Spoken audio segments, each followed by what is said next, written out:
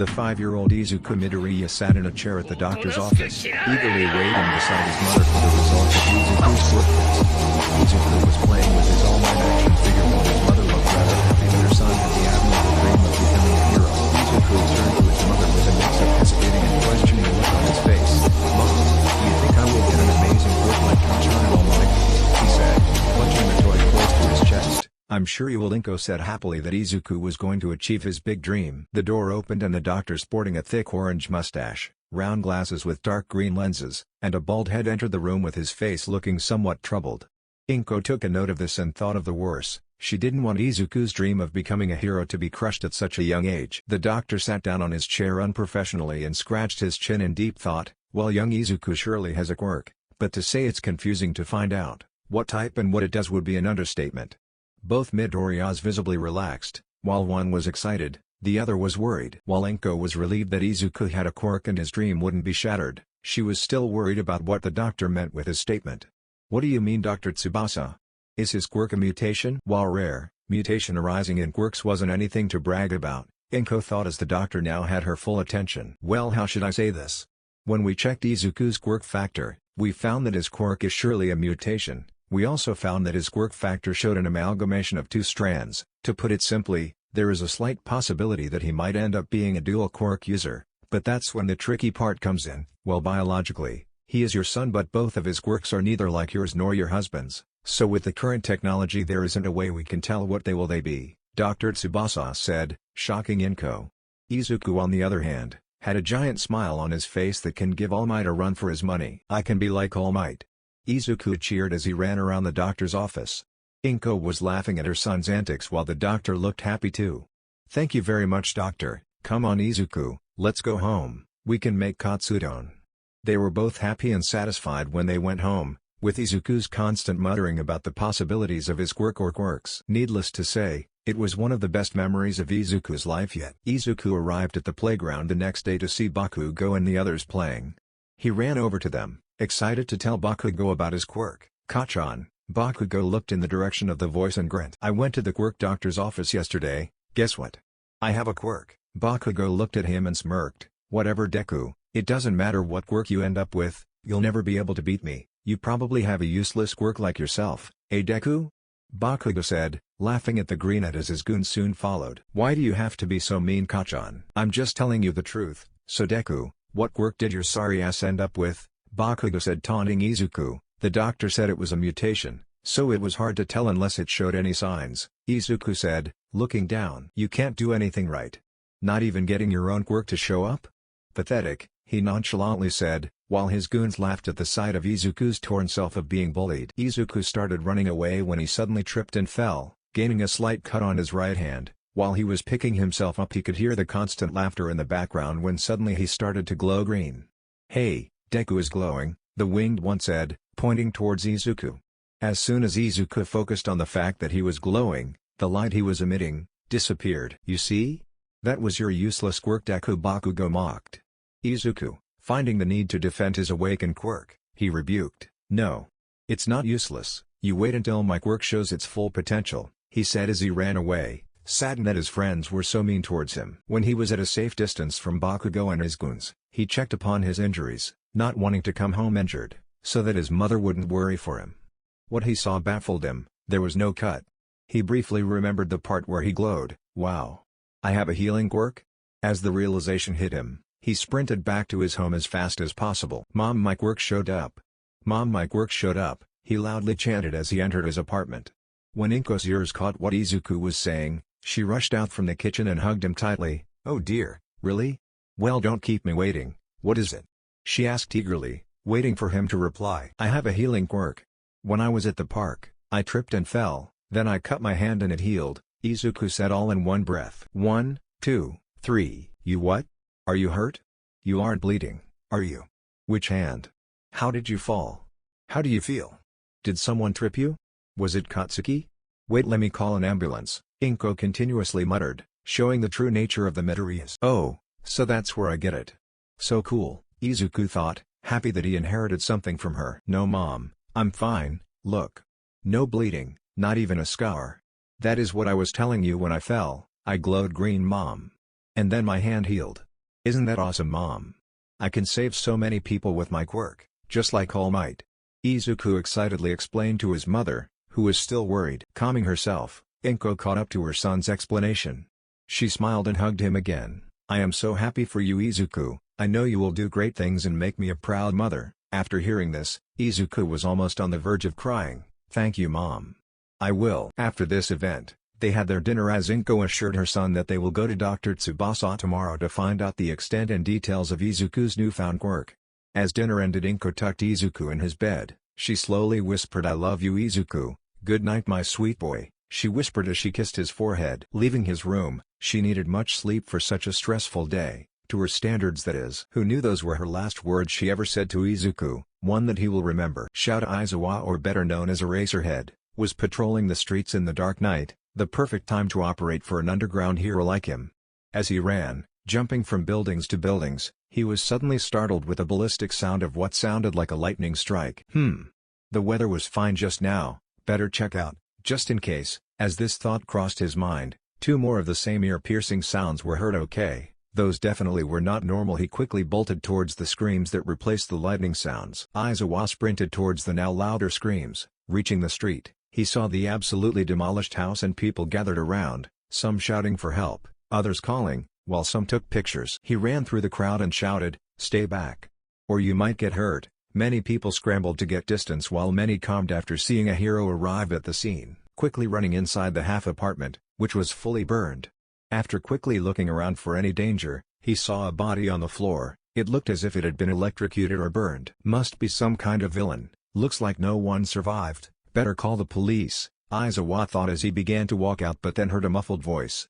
He immediately turned around and saw a tuft of green and black hair hiding behind a sofa. The underground hero carefully walked to what might be the only survivor and saw a small child, probably around 4 years old, crying. When the kid saw him, and he became terrified as he jerked back with more tears falling. Please stay away. Don't come in near MME, he panicked. I am a pro hero, I won't hurt you, Aizawa replied as the child's eyes widened.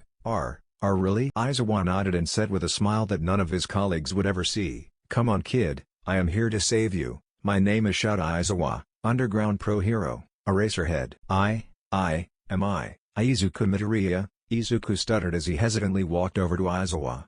He assured the boy that he would be safe once out of the apartment. After sitting out with the now arrived medics, the police arrived with media and the local pro heroes. The fire was put out and the body was taken away. Izuku did not leave Aizawa's side and just hugged him tightly whenever someone approached the two. Eventually, questionings were done and Izuku never told what happened. Whenever someone asked, he just cried, and after hearing the news of his mother's death, he had a panic attack and fainted. Detective Tsukuchi called Aizawa and simply said, Aizawa, you should take the child with you. What? I can't take the kid, you know my living conditions, that environment is not for a child, and I also have work as a hero, Aizawa argued. Yes, I am aware. Tsukuchi sighed and pinched the bridge of his nose as he continued, but you know, the kid is shaken up and it seems like he trusts you enough for now. So what I am saying is keep him for some time, until the case is solved, then we will put him up to foster system or a living relative willing to adopt him. Aizawa sighed. Alright. He took Izuku to his home, laid him down on his bed as he was still passed out from the last panic attack. After tucking the kid into bed, Aizawa took a blanket and sat himself on the couch in the living room. Extremely exhausted with the turn of events, he immediately fell asleep. It was midnight when Aizawa awoke to hear screaming coming from his room. Quickly opening the door, he found Izuku shivering and crying in his sleep, obviously having a nightmare. He cursed inwardly as he shook the boy. Izuku woke up panting heavily as he jumped and hugged Aizawa, startling him as he cried uncontrollably and said in a shaky voice, I'm Mr. Aizawa, I can. YUSSS stay please?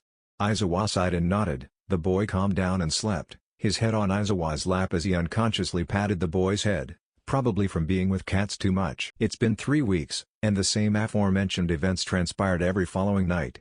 Aizawa might not show it, but he has grown attached to the kid after he got out of his shell. He was also grateful that Izuku was not like other whiny or annoying kids. In his short span of living with him, he found that whenever the subject of his quirk comes up, the kid tensed up, unusually stiff. He did not talk about it, so Aizawa decided to not pressure the boy. Because of this, the police had no luck with the case. One morning after having breakfast, Aizawa was sitting on the couch, watching the news, when suddenly Izuku was standing beside him, with a look he couldn't quite place. Mr. Aizawa, can I sit in your lap? I wanted to tell you something. Aizawa nodded as Izuku sat in his lap and took a deep breath. It was me. Aizawa was confused. He thought that the kid would finally tell something about the other night. Still, he motioned him to go on. I did that. I caused that whole lightning. KKK killed my mom. Aizawa was stunned, while the kid broke down even further than he had ever seen. He still kept his composure. Aizawa comforted Izuku, for him to calm down.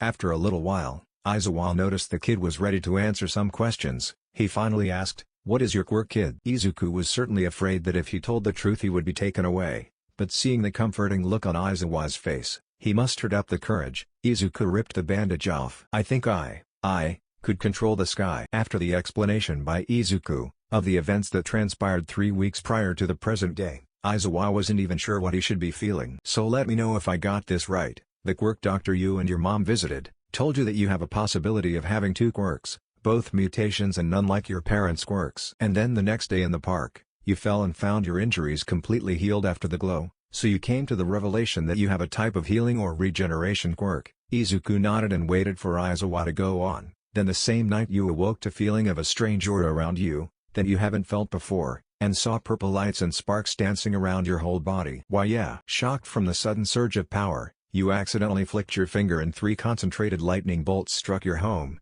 demolishing it and resulting in the passing of your mother, but you were unscathed? Aizawa hoped that this was all some caffeine-induced vision as Izuku nodded again, afraid of his answer. Please don't leave me, Mr. Aizawa," Izuku said in between muffled cries, clenching his fists and burying his face into the man's chest. Shouta took a second to regain his composure, and after comforting the kid, he said in a low voice, "Hey, it's alright, I am not going to leave you for something you couldn't control, it's gonna be alright." After some time, Aizawa found Izuku visibly relaxed in his arms. "Okay kid, it seems that you have an incredible uncontrollable quirk, and judging by your reaction, you haven't gotten your quirk counseling yet." Izuku simply nodded in wonder. "So, what I want you to do is change your clothes, we will go to UA and get those things done, as well as get a needed medical evaluation, alright?" Izuku understood what he said and took a moment to register the statement. "Wait. The UA Hero School? That's where All Might graduated? So cool." Aizawa was stunned as he watched a complete 180 in the boy, but was glad that the kid didn't let himself drown in a memory he wouldn't want to have. Izuku and Aizawa were standing outside the gates of UA High School. "This never fails to amaze me, even after all this time," Aizawa thought, reminiscing his young days as a hero in training. They walked through the lively halls of the school. It all poured like godly energy in Izuku's eyes, who was practically glittering at the sight like it was a showcase, until they finally reached a huge door that said, "Principal Nizu." "Okay kid, here we are. Now then, if all the years I studied here told me anything, the principal can come off as a little scary, but he means well," Aizawa said as he rubbed his temples, clearly not wanting to see the damn rat again. "Whoa, Mr. Aizawa. You are a UA student too?" Izuku asked, practically beaming at the fact that he was in UA and with a hero that graduated from this institution no less. The tired hero had to cover his eyes from the bright light the kid was giving off. "Yeah kid, now come on, let's go," Aizawa said, opening the door. Izuku saw an odd bear? Mouse? Or rat? The humanoid-looking person was sitting on an oversized chair wearing a suit. Judging from the clean and neat office-looking room, the boy quickly came to realize that this indeed is the principal. "Good afternoon, Principal Nizu. I am Izuku Midoriya." Izuku introduced himself. "Hey Nizu-san, great to see you after all this time," Aizawa said nonchalantly. Walking towards the chairs in front of Nizu's desk and motioned Izuku to sit on one as he sat on the other. "Hello young Midoriya, it's nice to meet you." "Greetings Aizawa, wonderful to see you again," Nizu said while closing his laptop. The door opened to show a short old woman in an oversized white coat draped over a standard doctor's uniform.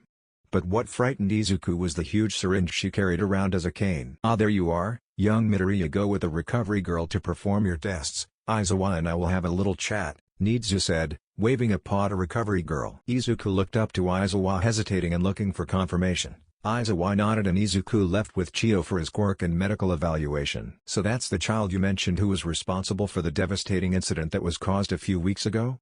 I must say, weather manipulation is a rather rare quirk as it is volatile, and to top it off, he seems to be a dual quirk user, if I remember correctly?" Nizu asked Aizawa as he poured tea for him. "Yeah, the subject of the night is still painful to be brought up with him, He gets nightmares about his mother almost every day, but he's holding up.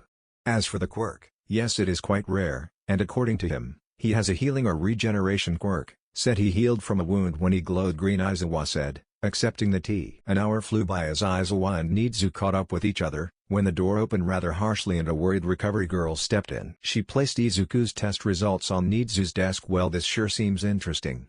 Nizu hummed, what is it, recovery girl? Aizawa asked, trying to keep his composure. Whenever something catches Nizu's attention, it's either a good or bad sign. Chiyo sighed and explained Izuku's quirk factor definitely shows that he holds 2 quirks, however, it seems that the second quirk is bound to the first quirk, meaning? Aizawa inquired. Without the first one, he won't be able to use the second quirk, but that's the part that stumps me. I don't know exactly what order they are in or how they work inside his body and not overload his brain. I also noted that the healing quirk is a part of the second quirk, but it seems that the full extent of his quirk is somehow blocked by some biological firewall, she said, trying her best to impart the knowledge she'd just received. Nizu, after completely reading the report, gave a glance to Aizawa, who was still trying to comprehend the information. Suddenly an idea came to his mind. Bring young Midoriya to the main field, we can safely test his quirk there. Aizawa was about to raise his objection when both the principal and recovery girl were already making their way to the field. After reaching the training ground, Nizu himself went somewhere else while recovery girl reasonably distanced herself, patiently waiting for the test to begin. Aizawa was relatively near to Izuku. While he reluctantly agreed to test the boy's capabilities, Aizawa stood by so that he could cancel out the boy's quirk if he went haywire. Nizu's voice flared on the ground speaker system, young Midoriya, I want you to focus on your power and try to use it at the absolute minimum. Don't worry, our dear Racerhead will take over if things go out of control. We'll be monitoring things from here. Izuku nodded to Aizawa and focused on the aura of energy, trying to access its power. Aizawa and the others were dumbfounded when the kid's whole body got surrounded by purple lightning, with noticeable purple veins started forming on his skin, and then it started raining lightly. The once sunny day turned into a cool feeling one in a snap of a second. But what was really shocking was when the veins on the kid's skin intensified. Izuku slowly lifted off the ground, and after another few seconds, when he was about 10 meters high, the sparks around his body increased as a single lightning bolt struck just in front of Izuku. That was the moment Aizawa sprung into action, erasing his quirk and catching Izuku's unconscious falling body. After placing Izuku in a bed in the nurse's office, Aizawa glared at Nizu. I told you this was a bad idea. Nizu was about to say something when Chiyo interjected. Both of you take a look at this. I think I found the relationship between his quirks. You see here, these are his cells when he was just causing rain, and the very minor thunderstorm. Now this is what is really alarming. You see, when he suddenly lost control and caused that lightning strike, his body cells were severely deteriorated, and that's where the other quirk comes in. It is not a healing quirk per se, but rather a cell activation quirk, which replaced the deteriorated cells with new ones, which is a blessing in disguise. If not for the second quirk, I am not sure what would have happened to this boy. Aizawa and Nizu were both relieved and petrified of what the kid was capable of. It seems young Midoriya has an extremely dangerous quirk. Now that I have seen it from my eyes, it seems it would be best if he comes here on every weekends to gain control over his quirk. As it is now, it can cause massive catastrophe if this power went into the wrong hands. Also, Aizawa, it seems the kid trusts you, and as you are the only person who can protect Izuku and the others from his own quirk, it would be wise to keep the boy, Nizu stated while going over the test results. Aizawa thought it over. To be honest, the kid's growing on me, but sir, you know I have my hero work, not to mention as an underground hero, I certainly do not make enough money to sustain the expenses for the both of us. Nizu thought it over. For now, for the protection of the citizens as well as this young boy, UA will fund his every need, and as for the hero work, I was going to ask you, Yamada and Kayamano come and teach here at UA, but that won't be for another 3 months, so until then leave the expenses to us and take care of that boy. Aizawa was stunned that the principal was going to such lengths to cover for a boy he barely knew. That seems reasonable. He sighed and accepted Nizu's offer. Excellent, I knew you will accept it, Aizawa. Your apartment is being remodeled as we speak. I hope you will also accept the teaching offer when the time comes. This had been an exciting experience, Aizawa. Give the boy my regards. I have to attend a teacher's meeting. Farewell, Nizu said as he waved and exited through the door. He had already set up a bank account. As soon as you called, I don't know why, but he seemed exceptionally caring about this kid, Chiyo informed Aizawa as she checked Izuku's vitals. Aizawa was relieved but was intrigued at the attention Izuku was getting from Nizu. He shrugged and picked up the sleeping Izuku and carried him home. It had been 5 weeks since the incident, and one morning after having breakfast with Izuku, his phone rang. He looked at the caller and resisted the urge to throw the phone at the wall and burn it down to its last atom. He picked up the phone and nonchalantly said, "Hey Mike," winced as he prepared for the loud voice, "Hello Shouta. How are you?" "I am fine, now tell me what is the reason for your call," Aizawa said, already done with this conversation. "Oh come on Shouta, can't a friend call to say hello?" "I am too sober for this shit." "Shut up and get to the point." He heard a chuckle on the other side as Present Mike said, "Just wanted to tell you that Nemori and I won 4 free pizzas. So we thought of coming over your place and eating it there." "Listen Hisashi, there's..." Aizawa was cut off as Mike exclaimed, "No way Shouta. We ain't listening to any of your excuses. It's been far too long since we hung out. We just met 5 weeks ago, where you and Nemori got into a fight over her weight and while chasing you around, she wrecked my apartment," Shouta deadpanned. Laughter just came out from the phone. "Oh come on Shouta, don't be like that. 5 weeks is a long time and to be frank, there's nothing you can do to stop us." Aizawa sighed as Mike hung up. He looked at the table and saw Izuku drawing. He smiled a little and tried to think of the benefits of them coming over. The kid probably deserves some distraction from all the shit he faced. Izuku looked at him shyly, as Aizawa smiled and complimented, "You have good drawing skills kid." Izuku blushed a little at the compliment and handed Aizawa the drawing. The drawing was of a green-haired lady smiling beautifully as she carried a small greenette in her arms. Aizawa's heart clenched. He figured Izuku must be missing her mom. Aizawa looked at Izuku who had teary eyes as he said, "And Mr. Aizawa?" Aizawa gave Izuku his attention and hummed, Will I continue to live with you? I wanna stay with you. I don't care where we live, just please don't send me away. I will be good." Aizawa's heart crushed at the thought of denying him, but he didn't want to leave Izuku to someone else. The child had grown too attached to him, and the same goes for Aizawa too. Then he remembered Nizu's words. Sighing in defeat he rolled with it. "Okay, I'll try my best." The smile on Izuku's face was enough to brighten his day. As if on cue, the doorbell rang and Izuku said, "I'll get it." He jumped off and ran to the door excitedly. He opened the door with a smile and said, "Hello." The other two at the door froze at seeing a child inside their hobo of a friend's house as he gestured, "Come in," with a cheerful smile. Nemori squealed loudly, lifting Izuku in the air saying, "Aww. What a cutie." She rubbed her cheek against his as she brought him inside. Izuku looked at Aizawa pleadingly and mouthed help as Aizawa chuckled lightly. Hisashi on the other hand did this. "No. Don't tell me you had a kid and hid IT from US.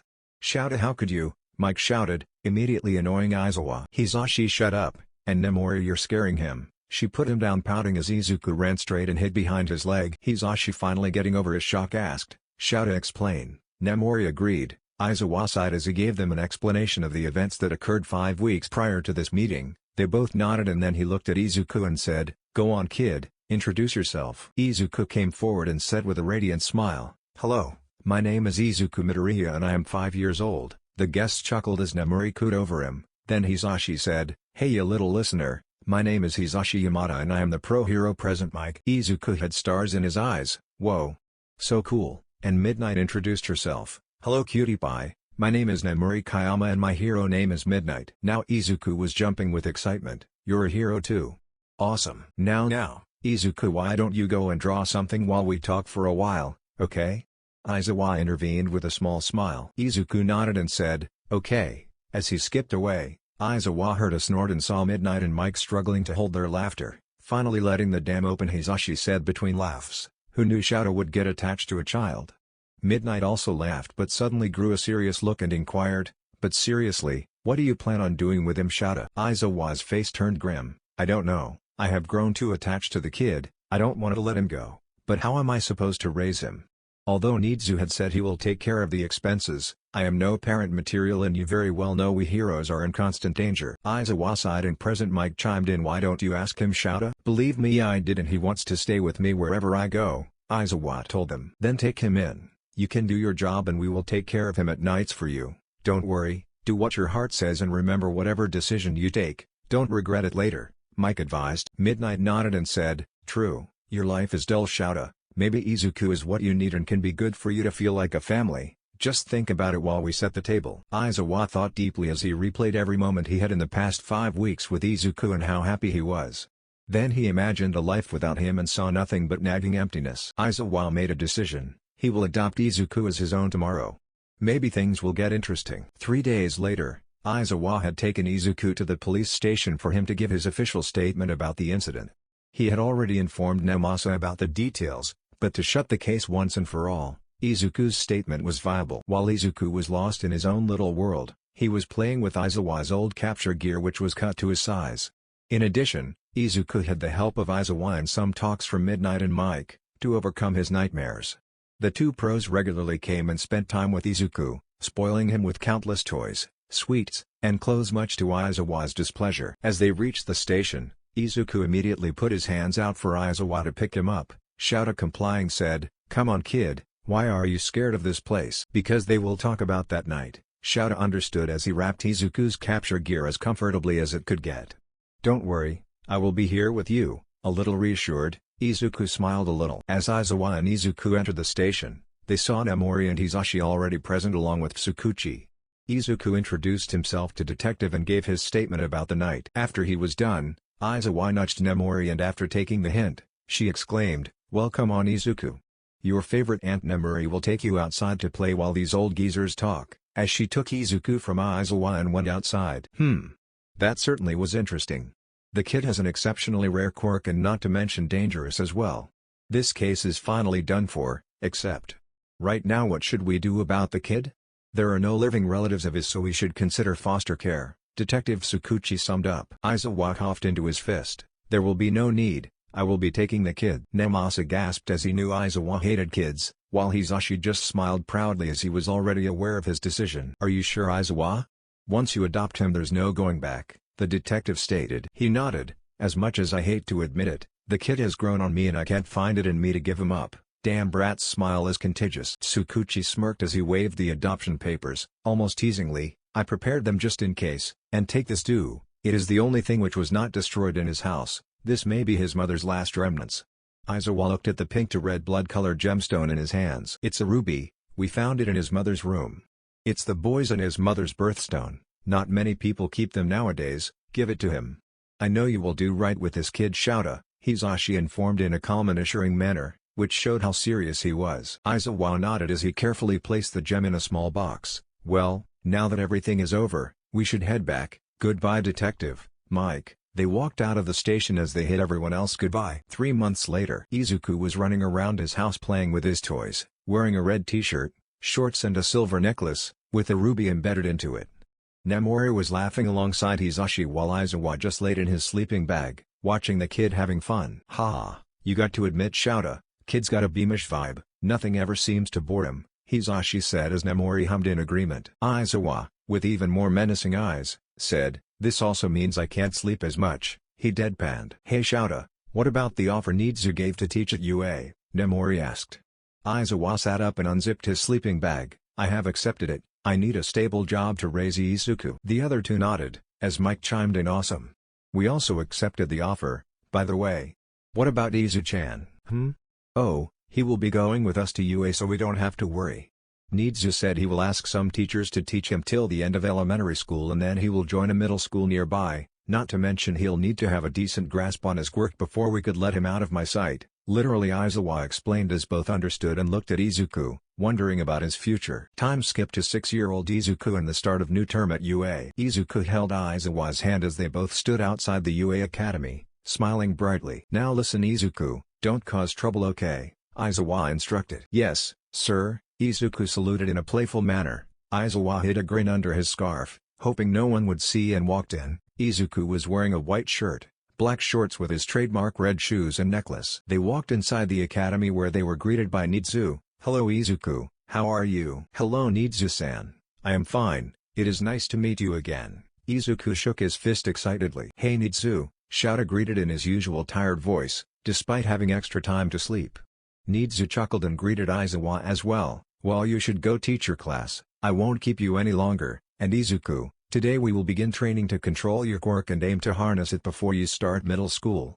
Good luck and we will meet after school." Izuku hummed and sat on Aizawa's shoulders as he went towards his class. Just as the father-son duo entered the class, the students stood up and chanted in unison, "Good morning sensei." Aizawa greeted them back and turned around to write something on the board, then everyone caught sight of Izuku.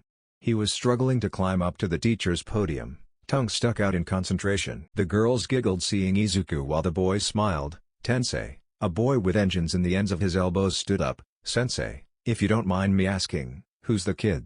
The class all quieted, interested to know the mystery boy.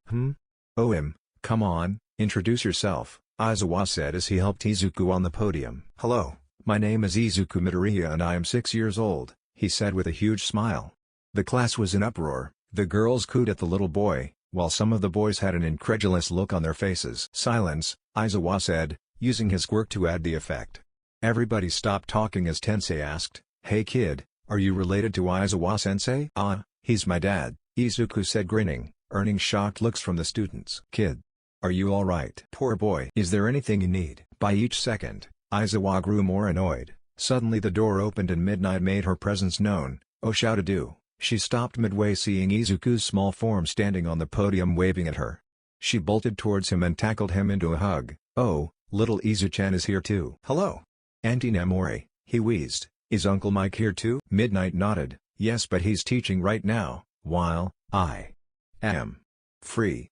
So why don't we go and have some fun?" Izuku turned to Aizawa with his famous puppy dog eyes. The teacher couldn't resist and sighed. Okay, enough with the eyes, go. But don't cause trouble or no ice cream for a month." Izuku paled as he jumped down from podium and went with Nemori. That afternoon, after the school had ended, the three teachers, Nitsu, Recovery Girl, and Izuku met on the main field, where they first tested Izuku's quirk. When they discussed the aim of these sessions, they all agreed that if Izuku is to be allowed to go into a normal middle school, then he'd have to have a better grasp at his quirk, to avoid any accidents that may occur. Nitsu, Recovery Girl, Midnight, and Mike distanced themselves while Aizawa still stayed close to him. "Alright young Midoriya, for starters, we will test how much of weather you can manipulate. I want you to slowly increase the pressure of the winds around yourself and then focus on how easily you can twist them." Nitsu's voice flared at a nearby post that had a speaker. Aizawa just hoped this wouldn't end like the previous session.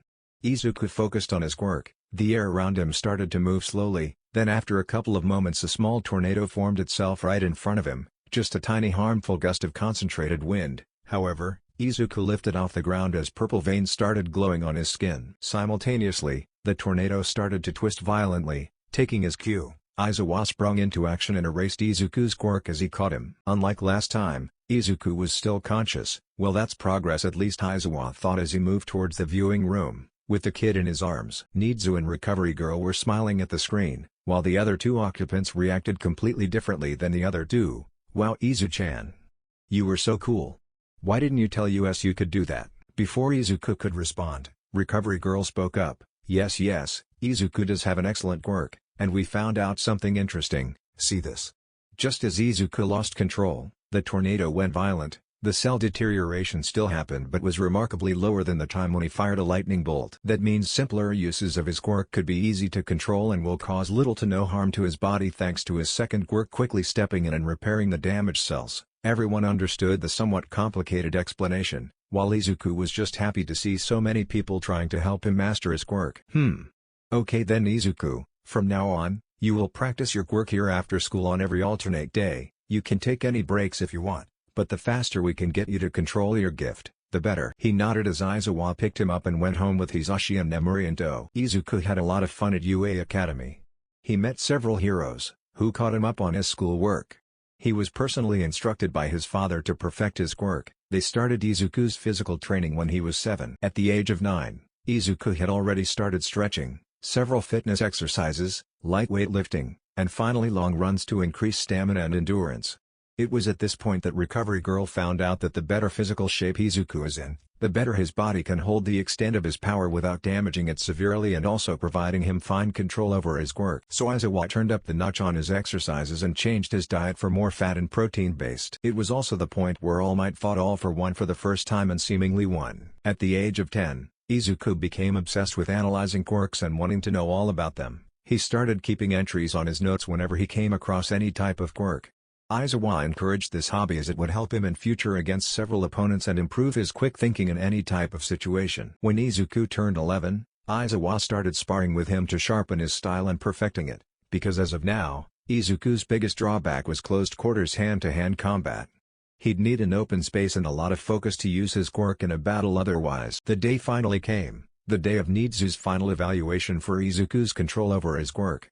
If it went well, he would get to choose a school of his choice. Izuku was ecstatic. He'd finally put years of training into practice and will prove himself. Currently being led by Aizawa to the same old field where they once started the small training all those years ago. He saw the familiar group of people waiting in the viewing room as he and Aizawa walked towards the field. Before Aizawa let Izuku go on his own, he smirked. "Good luck out there, Izuku, you got this," he ruffled the green-haired boy. Izuku wanted his father to be proud of him. "Thanks, Dad." He walked a little further from Aizawa until he was at a safe distance. Nizu's voice rang throughout the same speaker. Izuku felt goosebumps once he heard his voice. "Good morning, young Izuku, let's start with the test. I will be the one giving you tasks that you must complete to pass." He paused for a dramatic effect. "Recovery girl here will be focusing on your vitals, and Eraserhead will take action if things get out of hand. Now to start off, I want you to first greatly increase the temperature of your surroundings and then decrease it instantly." Izuku complied as he focused and the readings on a nearby screen reached a temperature where it would feel like sitting in a sauna and greatly decreased as if you were standing before a refrigerator. Aizawa and the others shivered, despite not being that close, for the others of course. "Very good, Izuku, now cause rain and slowly increase its intensity, and once you have done that, I want you to cause a full-blown thunderstorm with 2 small individual tornadoes all at once," Nizu commanded. The other occupants grew a little worried for the kid. Izuku obeyed as he slowly lifted off the ground and caused rain pouring down heavily. Then he moved his fingers as the air pressure severely increased and formed 2 small tornadoes circling around Izuku. "You stand by my expectations, Izuku, and while your cells are deteriorating, it isn't matching the pace of your second quirk replacing them.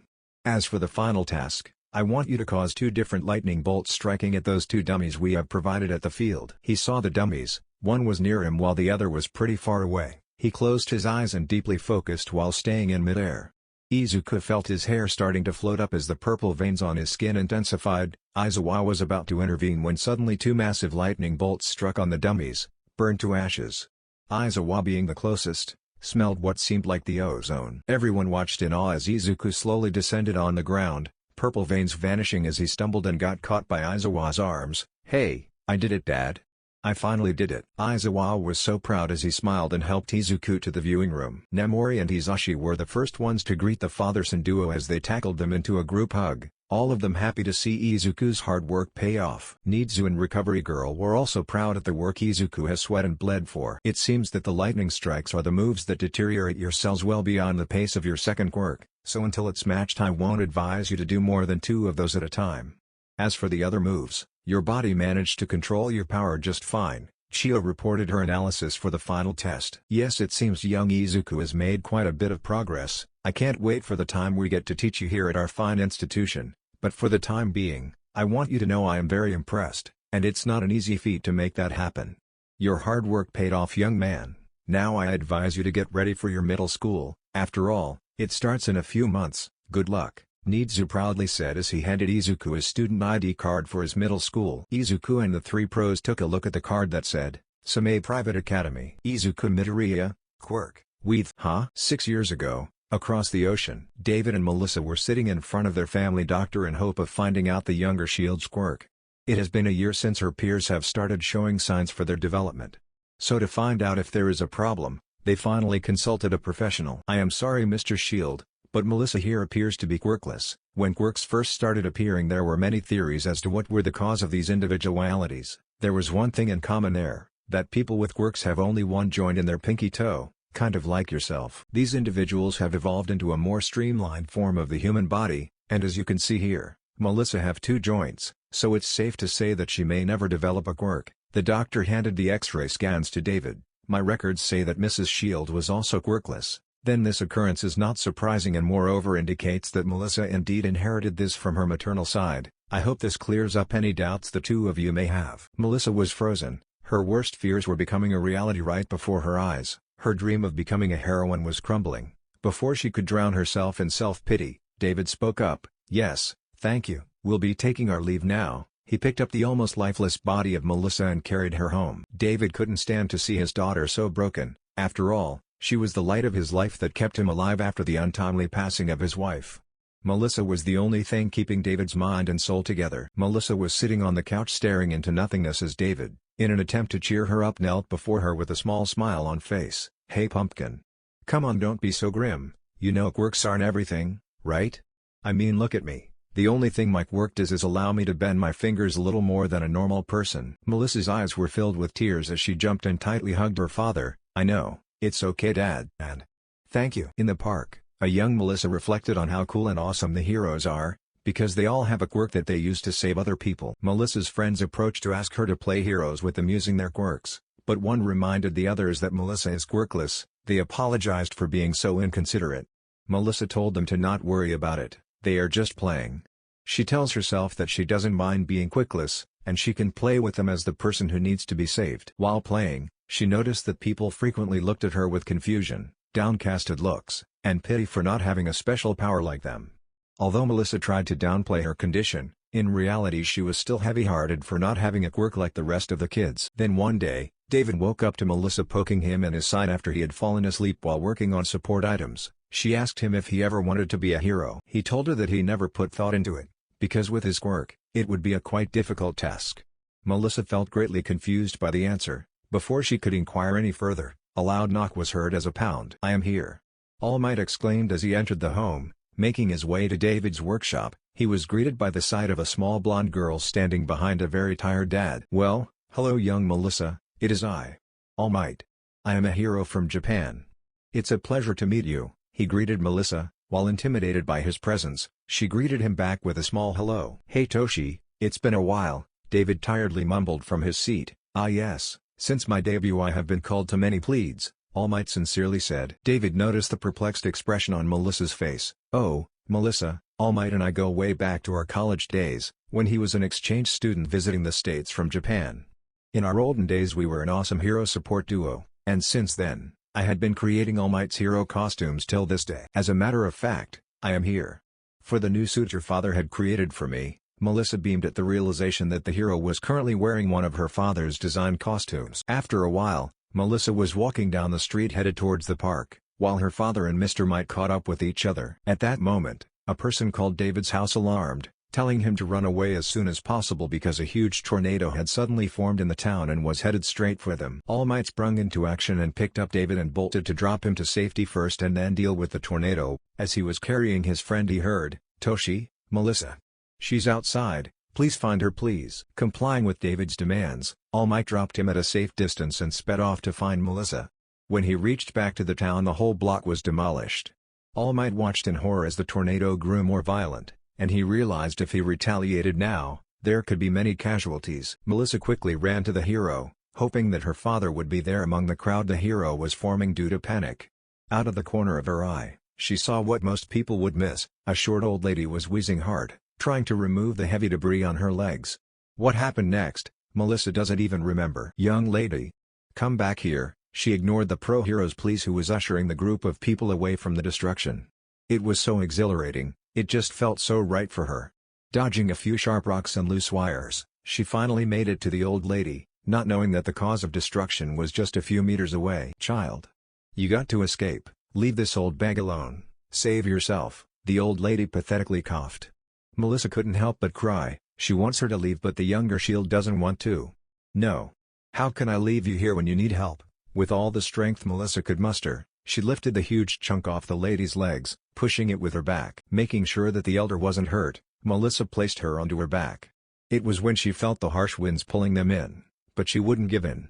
A couple of people saw the two and helped them away from the tornado. Melissa was about to pass out when she heard a faint Detroit smash, and everything went silent. Melissa awoke to find herself in an unfamiliar room. She looked up at the plain white ceilings. When she saw the complimentary TV, realization hit her that she was in a hospital room and all the past events of the day came rushing back. She was lying in the hospital bed, her right arm wrapped up in bandages. She uncomfortably shifted when she saw the news was on, and an area that seemed oddly familiar. Melissa carefully heard and found out that it was their home block and the footage showed Mr. Might carry multiple people on his back and then he cocked back his arm and he completely diminished the tornado with a single punch. Suddenly the door of her room opened and her father, along with Mr. Might walked in. David rushed to hug the now conscious Melissa and kissed her temple. "I am so glad you are all right. All Might told me what you did. Why did you scare me like that?" Melissa looked down sadly. "Sorry Dad." "David, if you don't mind, can I talk to Melissa about something?" "I will only take a few minutes but this is important," All Might said not in his usual upbeat tone. This made Melissa shiver as she was expecting him to be scolding her about the way she acted, and most likely interfering with his work. As David reluctantly nodded and took his leave, All Might took a seat beside Melissa. "Young Melissa, I am blissful that you are all right, but the way you acted out there was very reckless. You could have gotten badly injured." Melissa was not the type to talk back to adults, but she felt compelled to defend her actions. But Mr. M might. "If I didn't do anything, that lady would have died. As soon as I saw her, my legs started moving on their own. Before I knew it, I was lifting the debris off of her." "Good. Now David tells me you want to become a hero. Can you tell me why?" Well, that certainly wasn't the response Melissa expected, especially now that she was officially quirkless. "I want people to see my fearless smile and feel safe. I think saving someone is the coolest thing someone can do." She paused as her voice came out muffled between soft crying. "It doesn't matter anyway, Mr. Might. I'm quirkless after all." Strangely, All Might's demeanor didn't change. There was no look of pity on his face as he comprehended the information. "So? Young lady, I commend your bravery, but more importantly I want to thank you. Your actions deeply inspired me today." "So what if you are quirkless? Of all the people at the scene, it was you who acted. You spurred me into acting without any hesitation." Most of the top heroes have shown signs of greatness in their early years. Many of them claim that their bodies moved before they could think, almost on their own. And today, that's what happened to you. You saved that old lady from an almost sufferable death without any care for your own life. Today, you acted like a true hero. Somewhere in between All Might's speech, Melissa had started crying, pouring all of the bottled-up emotions inside. "Young lady, always remember, a hero is not known for their quirk. A true hero is known for their heart, and you have the heart of a hero. Listen to me well, never give up on your dreams because something seems unachievable. Nothing on this god-forsaken green planet is impossible." Melissa Shield. "You too can become a hero." All Might ended his speech as he patted Melissa's head, who was hugging herself. That was when David slammed open the door, demanding what he did to his sweet innocent daughter. David and All Might encouraged Melissa to pursue her dream to become a hero, as they also planned for her fitness. Both of the Shields unaware of the real plan Toshinori had in mind. It was decided that Melissa will start basic exercises and learn multiple fighting styles to help her with hand-to-hand combat. Of course, Melissa's progress was checked monthly by the now pronounced Uncle Might. After a few months, All Might finally took his new costume and went back to Japan, promising both Shields that he will be back. As the years passed by, All Might became the #1 hero and world symbol of peace. Melissa was ecstatic about the fact that she was personally being trained by a man of such greatness who also happens to be her uncle. When Melissa turned 9, she was professionally trained in many martial arts, weaponry, and sword fighting. It was at this point when All Might had his devastating battle with a foe, which he seemingly won. He was gravely injured and couldn't return to the States for many months, but he knew he'd have to face their scolding. Melissa turned 11 when she reunited with All Might after all this time. First, she was surprised to see who was the lanky sort of man standing at their doorbell. After hearing the story of how All Might defeated an evil overlord, which came with a price to his health, she understood the reason behind his absence. David, Melissa and the now deflated Toshinori were sitting in the living room of Shield household, where Toshinori was explaining the events that transpired in his time away from them. Toshinori's demeanor slowly changed into that of what most people would just assume as a constipated look, especially when he closed his eyes in concentration. "You should know something about my quirk and my past. I trust that both of you and what we speak here won't leave this room.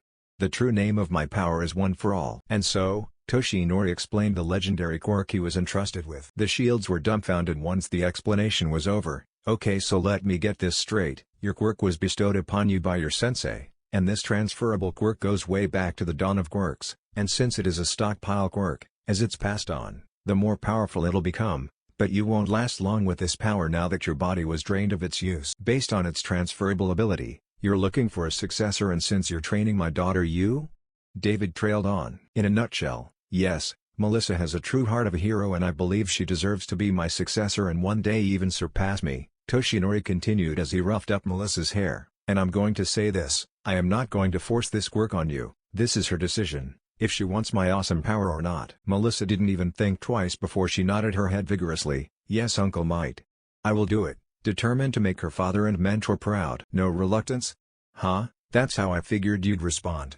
But I can't transfer it right now, because as of now, your body isn't fully prepared yet.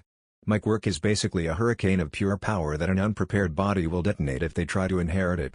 Both father and daughter paled, but understood that a great power will come with consequence. "Oh sweet lord, the three don't have any idea how true this is." "David, I know you wanted her to join a hero school in States, but as of now I can't move here, So I would propose that Melissa come to Japan to attend a middle school there. Her Japanese is already fluent and I already picked her a safe private institution for her that can be trusted with our secrets, then she can join the high school I attended." Melissa was excited as she turned around to use her innocent wide puppy dog eyes on her father. That would certainly help her training the Quirk, not to mention I truly respect Nizu. I may have met him only a couple of times but that is one terrifyingly smart animal, and over the years of working with you I have learned to trust your judgment, although it will be lonely around the house without Melissa. Hey!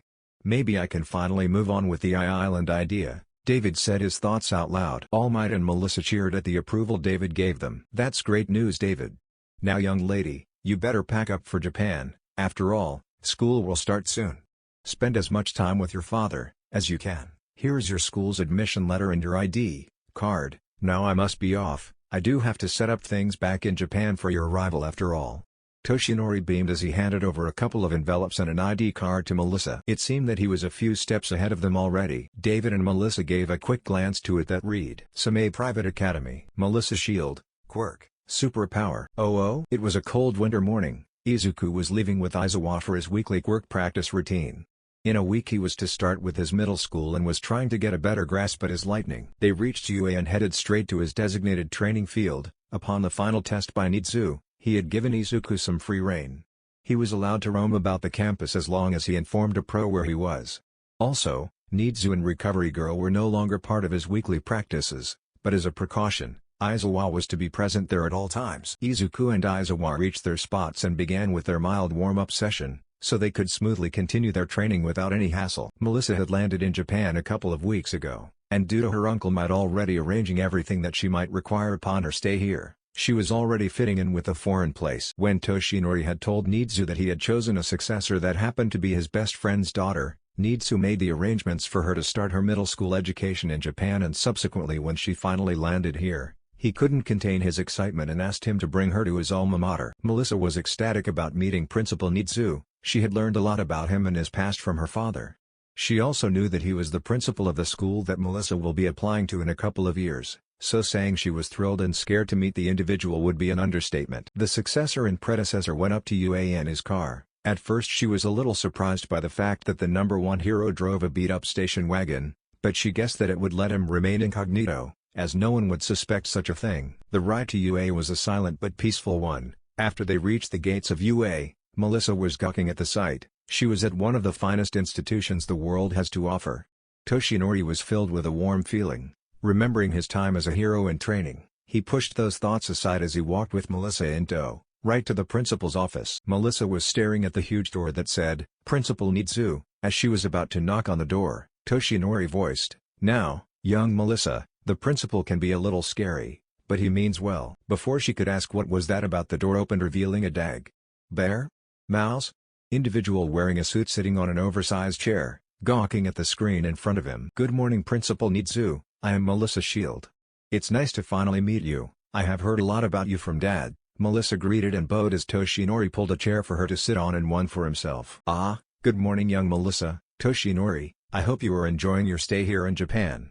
I know it wasn't easy for you to leave your father like that and start all over here. Nizu offered both occupants a cup of tea as he also greeted them both. It was all right. I mean, I do miss Papa, but I can finally see myself achieve my dream, and for that, it's a price to pay. She delightedly took a sip of tea. I'm glad to hear that. And just so you know, if All Might haven't told you yet, the reason I wanted to see you was because I wanted to meet the soon-to-be 9th user of One for All, Nizu stated flatly, not cryptically like he always spoke in. Melissa was taken aback with the sudden bluntness from Nizu's part, but let it slide.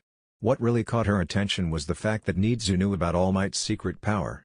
She glanced at Toshinori as he spoke up. Yes, young Melissa, Nizu is one of the few individuals that know about One for All. And it would certainly help you in your time at UA, another to have at your side. Yes indeed, I want you to know that if there's any problem regarding the Quirk, I'm also here if you need to discuss anything about it. Nizu chirped as he took the last sip on the never-ending tea. Allow me to formally welcome you to Japan, and I hope I will see you in our fine institution in years to come. Melissa was about to thank him, when suddenly the sound of thunder was heard, followed by a cackle of electricity. She glanced outside the windows. The once clear day. All Might was alarmed immediately, and the nostalgia of a similar fateful event came rushing back. Just when they were about to deal with it, Nizu stopped them and told them it's a kid's quirk and he is practicing. They followed Nizu to the main field where Izuku was doing his routine quirk application tests. They were in awe as they saw a young man around the same age as Melissa, levitating mid-air with purple veins forming on his body as he played around with the weather like it was as easy as drinking water. While both of them were baffled to see a kid with immense power, the purple veins that were on him were now bouncing around the young man. The familiar sight of him floating gave Toshinori mixed feelings, either anger or sorrow. Aizawa and Izuku saw two blondes with Nizu coming his way. He paid caution to the wind and came back to the ground. Melissa noticed the weather change immediately back to its peaceful setting. She had multiple questions running through her mind, but one stood out. Who was this boy? It seems you are increasing your proficiency on the lightning bolts, though I must remind you about recovery girl's warning. Your body cannot handle more than 2 of those, so keep that in mind, Nizu said as he walked to Izuku and Aizawa. Aizawa was aware of All Might's condition and was baffled to see a similar blonde beside him. Did he have a secret child or something?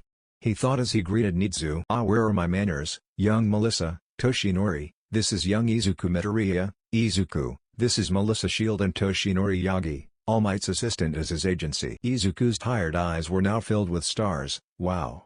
Shield. As in the great David Shield, he is the world's most renowned scientist who is sure to win this year's Nobel Quirk Prize. And was the genius behind all the All Might suits and to this day. And whoa. You work alongside All Might himself. How is he in person? Can you please get me an autograph? Or is that too straightforward? I mean, it's not every day that I get to meet someone who works alongside the number one hero Earth, and they lost him. Aizawa was smirking beside watching his son's antics. It's been a while since he went on such an intense muttering spree. It's normal, nothing is wrong with him. I had him tested. I am Shouta Aizawa. Looks like Nizu lost me in the introductions there, not that I care. He glared at what he likes to call a rat. It's a pleasure to meet you, Melissa. Nice to see you are doing better, Yagi-san. After they took the small time to greet each other, Izuku stopped fanboying and apologized for his muttering. Toshinori formally introduced his honorary niece who had the dream of becoming a pro hero one day. Izuku, taking his cue, introduced himself as Aizawa's adopted son and that he wished to follow the same path. Toshinori was surprised that the cold-hearted Aizawa had a son, but noticed that he introduced himself as Izuku Midoriya. By the way, if I may ask, why is that your surname? Isn't Aizawa yet? He curiously asked. Aizawa was about to intervene before things got out of hand but was interrupted by Izuku. Sorry sir, but I don't know you well enough to share that information with you. Izuku bluntly. Melissa and Toshinori saw him drop his eyes to the side in sadness and wisely decided not to pry in what happened. After some light-hearted conversations, Melissa and Toshinori took their leave while Aizawa and Nizu were busy discussing something. Izuku was now 12, he was currently growing into a fine young man who remained calm and collected, standing at 5 feet 4 inches with an almost well-built body, and his now unkempt long curly green hair. It was his first day of middle school. He was so excited he didn't even get a wink of sleep last night. After having everything ready and his bag packed, he left off with Aizawa to his new school. After a good 30-minute drive, they came within viewing distance of the school. Izuku was shocked that the school was absolutely massive and was now in the rich part of town. Izuku imagined the price to go to this school was astronomical. The golden plaque outside the school read Same Private Academy. He thought the name sounded familiar but he wasn't 100% certain on that. Shouta thought, good thing Nizu is paying for the school, I would go bankrupt if I were to do it. As they walked to the gates, he hit the comms button before the doors opened allowing the two to enter. It was a long walk from the gates to the main building. They finally reached the building as Shouta and Izuku made their way to the teacher's lounge to meet his homeroom teacher before the school would begin their sessions. When they entered they were astonished to see the familiar sight of two familiar blondes sitting opposite to a woman with jet black hair, and with a vibe that gave off that she was an office worker. Both of them sat next to the blondes and greeted the teacher who introduced herself as Mrs. Yaoyorozu, which was a mouthful to say the least. Apparently Izuku and Melissa were going to be in the same class as her daughter and she hoped they would get along as her daughter was kind of a loner due to previous situations she had been through. Izuku and Melissa just nodded and said they would do their best. Izuku and Melissa were just happy that they had at least one friendly face in the new setting. When the students made their way to their assigned classes, the revelation hit Toshinori and Aizawa like a truck that Nizu was responsible for picking out the school for both of them and neither of them didn't even want to think what that could mean. Once Izuku and Melissa finally made their way to class, they were asked to introduce themselves, which went well for the first impression. After that, they made their way to the empty desks at the back and noticed who must have been Mrs. Yaoyorozu's daughter because she looked like a carbon copy of the teacher and just shrunk down. The classes continued uneventfully, In a rather free period, Izuku and Melissa got acquainted to each other much better than the first time around. They shared their motives of becoming a hero, their likes, dislikes, and hobbies. During this they would glance around the room and would see several groups of kids talking among themselves, but the onyx-haired girl would just read her book sitting alone. The rest of the day passed by, much to Izuku's boredom, that is until lunch. Izuku and Melissa had just devoured their meals, before looking around the cafeteria. They saw Yaoyorozu by herself and decided to go sit down with her. "Hello Yaoyorozu, do you mind if we sit here?" Izuku noticed everyone was staring at them like they were idiots. The girl simply shrugged and decided to give the two a chance. "You may." "Thanks." It's super hard starting a new school, when everyone already has their friend circles. Melissa rubbed the back of her head awkwardly, getting kinda weirded out by the fact that the cafeteria had gone nearly silent. Izuku could feel the stares boring into the back of his head. He tried his best to ignore them. "So what's your quirk Yaoyorozu?" Izuku didn't miss how Melissa flinched at the question. The girl visibly shook when Izuku asked that. He backpedaled immediately. "Oh, I'm sorry, I didn't realize it was a personal thing." "You don't have to say anything." Melissa visibly relaxed at that. The girl looked like she was deliberating something before finally responding. "No, it's fine, my quirk is called creation. I can make any non-organic material as long as I know the chemical makeup and I have enough lipids to generate the item in question." They watched her make a small metal rod appear from her hand. "Wow, that's amazing Yaoyorozu, there are so many ways to use that." "So the more you eat, the more you can make," Melissa added, both girls unaware of what Izuku was thinking. "Like how poop works." As soon as he commented that, the cafeteria was so quiet you could probably hear a pin drop. Izuku immediately regretted his wording as the girl in front of him was about to explode. Melissa was beet red, cause she knew, it was her that led them to this moment. Then at the moment of judgment, Momo burst out laughing. This gave the whole room a sigh of relief. When the commotion settled down a bit, Izuku apologized if he'd offended her somehow, to which she waved it off. "Yaoyorozu, if I may ask you a question, why are they all staring at us?" Izuku whispered to the girl, a bit embarrassed. "It's because of me most likely. The last guy who tried to sit next to me I kicked in the crotch." She looked pained as she said that. While Melissa tried containing her laughter, Izuku was horrified and unconsciously covered his. Do I need to worry?" Everyone around him was still staring and it was getting unnerving. "That has yet to be seen Midoriya, so tell me, why did you two transfer here from out of nowhere?" Momo then shot a look at everyone in the cafeteria as they all slowly but surely returned to their own conversations. "Oh, that's easy. I was kind of homeschooled till now, due to the lack of control I had on my sort of dangerous quirk, so as soon as I got a better grasp at it, I came here." Melissa was about to retort on the sort of dangerous part, as she witnessed his quirk firsthand, but shook away the thought. "And until last year, I used to live in States with my papa, so when we decided that I wanted to go to UA, to become a hero, he and uncle thought that it would be wise if I attended middle school here, so as to fit in better in the new environment," Melissa said flatly, a bit clueless on how much emotion she should put in the Japanese words. That sure is the rational way of doing things, but pray do tell me what is that about your dangerous quirk?" Yaoyorozu was confused about what kind of quirk the resident green-eyed and seemingly innocent person could possess. "It's weather manipulation, but it's really dangerous, like I can cause thunderstorms, hurricanes, and terrifying lightning strikes, by just a flick of a finger, though it kinda destroys my cells. That's where my second quirk comes in, it heals my cells as soon as they are destroyed by my first quirk." Both girls were stunned. While being a dual quirk user wasn't uncommon, but what was really surprising is how both were extremely rare quirks. Melissa quickly, in an attempt to change the topic, chimed in, "By the way Yaoyorozu, why did you kick the guy in his dick?" Izuku completed where she trailed off. Izuku watched as Yaoyorozu spotted out milk while giggling. She looked at the confused face on Midoriya for a moment before swallowing what milk she still had left and answered. "I knew it, you aren't part of the upper class, are you? We wouldn't be caught dead using any language as crass as that, and it's the second time you've done so." "Oh, I see. Is there anything else I should know?" Izuku blushed, feeling like he was being looked down on. The girl just laughed. "No offense Midoriya, but the etiquette they teach us takes years to learn. Besides, I like you more this way, it's way more refreshing talking to someone who isn't so stuffy all the time. Also, if you wanted to know why I kicked him in the dick. He was acting like a complete fool. He came over and attempted to court me. His advances were unwelcome to say the least." Izuku just made a mental note not to get on Yaoyorozu's bad side, whereas Melissa was barely controlling her giggling. "Is the commoner already being a bad influence on the young misses? We wouldn't want them to corrupt such noble ladies," Izuku said as he drew out his haughtiest impression. Thankfully, The horrid impression of nobility only seemed to make the girls laugh more. At that moment, a similar thought passed each of their minds: they were gonna like it here. By each passing day, the trio's friendship grew, and before they knew it, they became best friends, wondering where the hell were they in their childhood. They would walk together after school, go on small picnics together, visit each other's homes, and study with each other for exams. During their second year of middle school, they essentially became inseparable. On one fateful day, they were visiting a small shop that was just a block away from their school. It was owned by a nice old lady.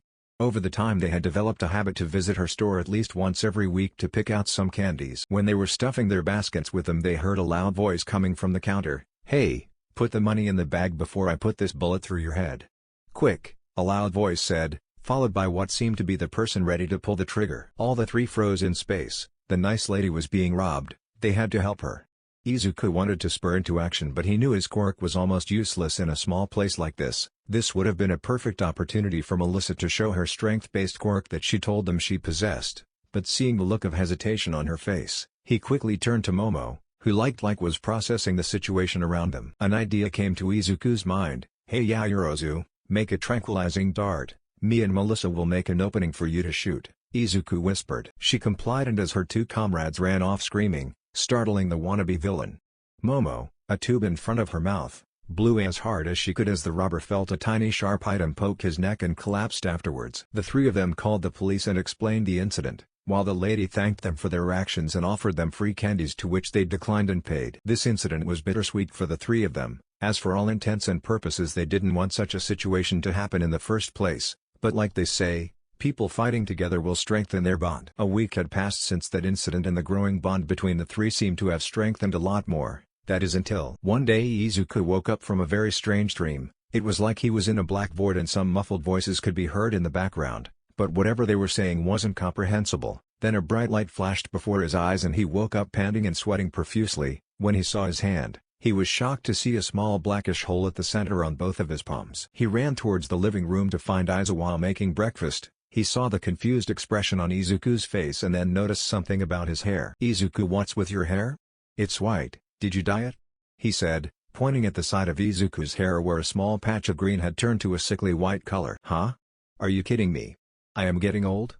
And no way I'd do that," Izuku said, running his hand through his hair and grabbing it. Izuku showed him his hands. "By the way, Dad, I just woke up from a really weird dream, and then I saw these were formed." Aizawa saw the holes on the palms of his hands and cursed inwardly. Just when the problem child finally made headway with his quirk, something new happened. "Guess you are going to UA today rather than this weekend," Aizawa sighed and groaned. Last night was still a blur for Izuku. The dream, the feeling of being in that void, indistinct murmurs that were falling deaf to his ears, the eerily feeling of someone watching him from afar, waiting to grasp him, and the overwhelming feeling of power that was suddenly coursing through his veins. He had never felt like this before. He felt like a part of himself was free, a part that he didn't even know existed.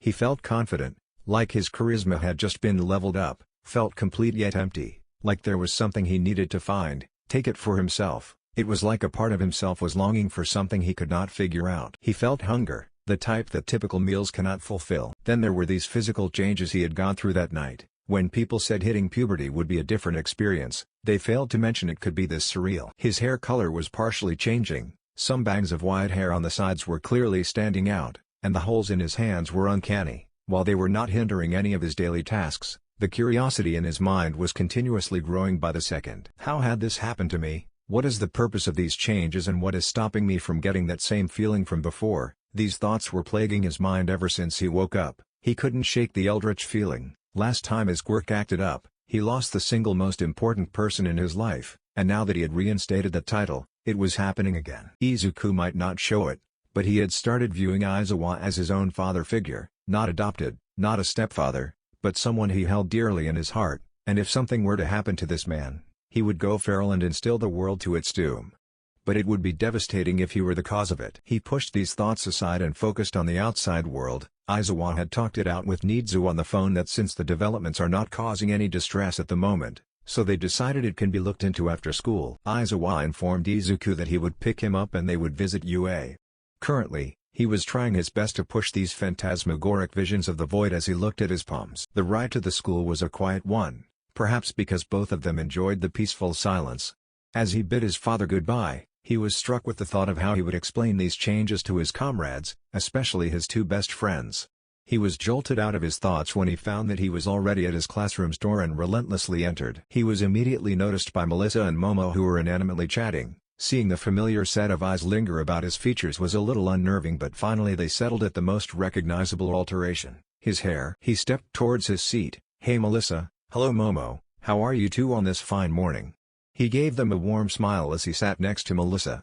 The sudden increment in his confidence seemed to be making him smooth. "Well, at least I don't have to go to Andy Nemuri's lessons on how to court a lady," he mused. "Someone's in a good mood," Melissa teased as she lightly nudged him. Over the time together, Melissa had discovered that the weapon of teasing was quite effective against the resident greenette, but something was different today. He didn't even blush, much less stuttered. "You know, Izuku, for someone who is turning old this fast, you're certainly joyful about it," Momo interjected. While she was taken aback by his sudden assertiveness, she felt like it would be best to acknowledge the elephant in the room before anyone else called in on it, so she did. "So, what happened with your hair? You sure were just fine until yesterday, or did you dye it?" Izuku was about to voice his reasons, but Melissa beat him to it. "Yay, are you trying to look cool? Though your purple veins from your quirk would look way better with white hair than the contrasting green tuft." Taking control of the situation, and before more theories could be put together, he sighed. "To be honest, I don't know as to why these developments took place the way they did, but," he explained to the girls the events that transpired that fateful night, the dream and the other changes. "Oh wow, that is really weird. Do you think it's your quirk acting up again?" Momo asked. She was flabbergasted when she first saw Izuku's quirk in action. She even called it a godly power, to which both the teens reminded that her creation quirk fell into the very same category, after which she blushed and ultimately relented. She was even more amazed that he got to practice at UA, before even graduating middle school. She was aware that his adopted father was a pro-hero teacher there, but, still, it was no low feat in Momo's eyes. And when she got the chance to visit him at the said place, she was even impressed at how the pro-teachers treated Izuku, as a part of their family. If she were being honest, she was kind of jealous at first, but the more she learned about his past and his abilities, it all made sense to her. "Yay, Dad and I are going to visit Nizu and Recovery Girl, to see if it's a major issue and what could be the logical course of action," Izuku stated as he saw the teacher enter and the whole class quieted down. The rest of the classes were passed uneventfully, but Izuku still felt some visions clouding his mind, not to mention the newfound confidence slipping away from his grasp. Izuku wasn't aware how it happened, but just before recess, he fell asleep. Maybe it was because of the mind-numbingly boring geography class, or the fact that he got little to no sleep last night. However, when he woke up, he found that he was already in the cafeteria, and two pairs of familiar eyes were upon him. One was giggling and the other was looking in concern. "Good morning, sleepyhead. You are really lucky, Mr. Hirano didn't catch you dozing off there," Melissa informed as he picked up his head and tried to comprehend the situation he was in. "Yeah, we thought you should eat before the rest of the classes ensue, so we brought you here," Momo said as she pushed a cup of hot steaming coffee towards him. "Okay," he took a sip, but backpedaled. "Hey, what do you mean brought me here?" The girls just laughed it off, not letting the fact that they carried an unconscious Izuku to the cafeteria, and the awkward stares they received on the way. As if he was a drunk man who hung out with his friends at the bar. Izuku took a massive bite off the pork he was eating and quickly ate more, seemingly as he had a never-ending stomach. Especially when he's rushed from coffee, as he ignored the looks he got from Momo and Melissa. Setting down his silverware, he wiped his mouth but still felt somewhat hungry. As if someone else took control of him, he felt something drawn to him. It made his body feel full and he wanted that. He was hungry, really hungry, and he felt something he never felt before: greed. Why did he feel greedy? Why? Izuku ignored the nagging thoughts that doubted his new feelings, not liking that he almost stopped himself from getting his own pleasure. Letting his body draw in that warm fuzzy feeling, Izuku felt like he was on cloud nine. Izuku heard Momo yelp and shudder, but continued as he ignored everything else. Then there it was, he fully grasped on the new feeling. He felt a wave of power and exhilaration. The trio walked to Principal Nizu's office, called because of the incident. Even though Momo was now quirkless, she didn't blame him for something he couldn't control. Izuku apologized so many times, and even groveled for forgiveness, despite the fact that she already forgave him. "Principal Nizu?" Izuku knocked. They heard some scuffling the moment he knocked. Waiting for a response, they heard, "Please come in." As they entered and sat on the 3 open seats, they noticed a skinny, messy blonde-haired man in the corner. Melissa noticed how he was seething, She couldn't help but be concerned and wonder what happened. Izuku waited for Nizu to finish sipping his tea and felt a trickle of sweat go down his neck during the quiet atmosphere. The principal set down his tea on its coaster with the sound of a clat, making Izuku even more nervous. The animal sighed and set his elbows on the desk, leaning his head on his paws. "Do you want to explain what exactly happened?" Nizu said. I stole Yaoyorozu's quirk," Izuku gasped out, with his head facing down and his hands on thighs, almost like he was bowing. Waiting for a response, Izuku peeked through his curly bangs, looking for any reaction, be it anger, fear, pity, or even absolute rage. What surprised him was that Nizu only pinched the bridge of his nose. Izuku's mouth formed an O. It seemed that he wasn't specific enough. I got this feeling of fuzziness, warmth? Something like that. I wanted that feeling. I thought it was hunger of not eating, but it wasn't hunger. After I took her quirk, I saw strings on different other people. I think they represent people's quirks. But I didn't mean to. I only felt it when I thought I was still hungry for food," Izuku tried to explain. "Oh, it's definitely hunger all right," Toshinori muttered as he crossed his arms and gritted his teeth. Thankfully only Nizu heard due to his enhanced hearing as an animal. The headmaster coughed into his paw and motioned for Izuku to breathe. Izuku let out a breath he didn't even know he was holding, mentally thanking Nizu. "I believe this was an accident, no?" he said as he got the boy to nod. Nizu sighed and cleared his throat. "You know what this means, right?" Izuku drowned in the dramatic silence he let on. "It means more training and seeing if we can get you to give young Yaoyorozu's quirk back." He weakly nodded. "Now, I believe Recovery Girl would like to perform some tests. The two of you shall accompany Izuku to her office. Once Aizawa gets here I want to discuss some things." "You are dismissed," he finished. The three of them obeyed and made their way to the youthful heroine's office. Aizawa considers himself to be a calm and collected man, that acts rationally, but there is one anomaly to this nature, an individual who could single-handedly make him lose his cool, and that was his son. He was supposed to pick him up after school and come back to UA to find out the reasons behind his uncanny developments. His quirks were already one of a kind and its growing complexity was starting to piss him off. The look he saw on Izuku's face when he dropped him off to school was enough to make his rational side go away, but he held his head and went through with it. And now he was regretting his decision. He was teaching his class, when Nemori barged in. At first he was going to throw her out, but when he saw her expression, he paled. This rare expression of concern was dedicated to only one being, and that meant something happened with Izuku. Without a single thought he ran out of his class, leaving them dumbfounded. He only heard some faint words which just made his movement faster. Nizu picked Izuku from school and Izuku stole. Aizawa was pacing his way to Nizu's office while he heard some familiar muttering coming from the nurse's room. Thinking of the worst, he busted in, startling all the occupants. He sighed in relief as he saw Izuku was physically looking fine. Trying his best to keep his composure he was about to voice his inquiries, but Recovery Girl interjected. "Aizawa, Principal Nizu had called you in his office. You should not keep him waiting." "Yes, Recovery Girl, but first I want to know, are you fine, Izuku? And what happened? Are you sick? Did someone hurt you? I was supposed to pick you up after a couple of hours, then what was the emergency? Was there a villain attack? Damn it, I need to get those two in." The occupants saw Aizawa mutter over his son and they couldn't help but smile, while Izuku was having a deja vu, and he was definitely seeing some of his mom in Aizawa today. If he wasn't in such a pinch, he would have cried his heart out and hugged him with all his might. "Why yes Dad, I am fine." Aizawa recognized that stutter. He was so darn angry at whoever was responsible to bring that side of his son back. Who dared? Still the rational side came and took control soon enough. "Izuku. Explain." "Now," he questioned as he ignored Chiyo's demands to visit Nizu. "Why, you remember earlier today, I told you I was having these visions, kind of like the dream and everything." Aizawa simply nodded and motioned him to continue. "Yeah, we were eating lunch when they happened again. The feeling of being in that void again, and then suddenly the hunger grew. It was almost controllable, but something in me just wanted to let go." Momo was sitting beside me, and as my palm touched her skin, I had her quirk. In fact I can now see strings in people. They are distinct for each and I just have to tug on them to take them. Aizawa was bewildered. He knew Momo won't go feral just because her quirk was stolen, so there must be more to the story. Melissa felt it would be appropriate if she'd said something. When he had her quirk, he tried to use it and some weird goop came out. It happens when the process of creation is not done right.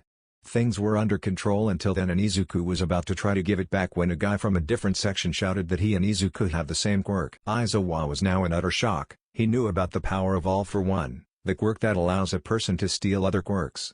The idea of not one but two people in the whole world with the said power, was horrifying. Momo interjected, I don't know his name but, he is some sort of copy Quirk and likes to brag how his class is better than ours. When he found that I was unable to use my Quirk, he spread the commotion and caused panic in the cafeteria shouting that, Izuku is sorry for my language, but a freak with a villainous power and would steal all of their quirks. The word got around and before the recess could finish, the teachers were upon us.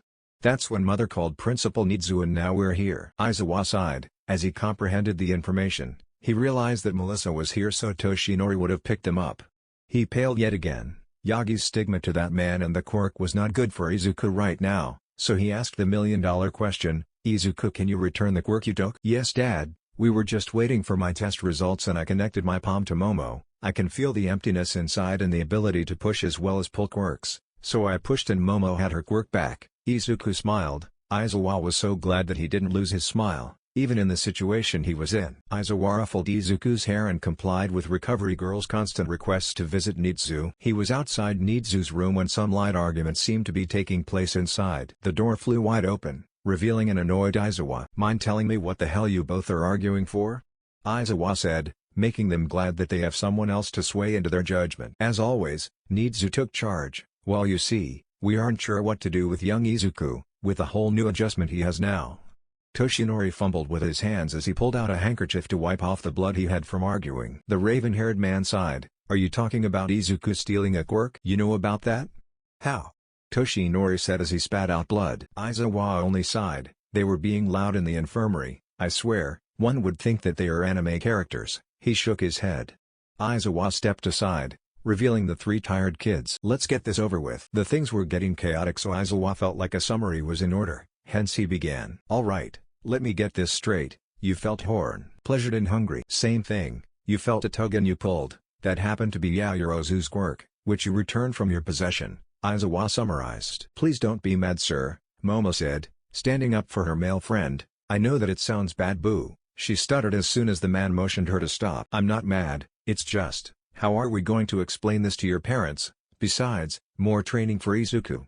Again. You are such a problem child, the very poor and tired man said as he rubbed his face. Izuku, fearing that he might have disappointed his dad, spoke up, I am sorry dad. I saw the string and I pulled it, I didn't know a string? Nizu perked up, as he never heard from anyone describing quirks as strings. Yeah, I think it represents a quirk, kinda like you and you? Izuku said, confused as to why his blonde best friend didn't have one. Izuku looked to where Momo stood. When I saw her, she didn't have one, but now, she has a string, obviously, now that I returned her quirk. But Melissa, he thought. Melissa? Are you quirkless? And why does that man have 7 strings?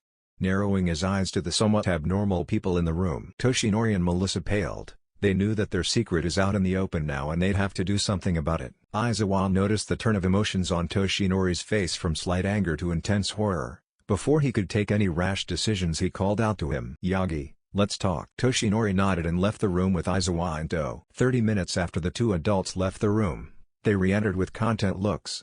As the office fell silent, Nizu gave Toshinori the final nudge that he needed. He suddenly inflated into his heroic form, startling the two teens, while Nizu and Aizawa grinned as Melissa sighed in relief. I am here to explain. Not trusting their words, they just stared in shock as All Might continued. You see, the true name of my power is one for all. 30 minutes earlier, before the reveal of Ofa, Aizawa with Toshinori and Do entered a small room attached to the principal's office.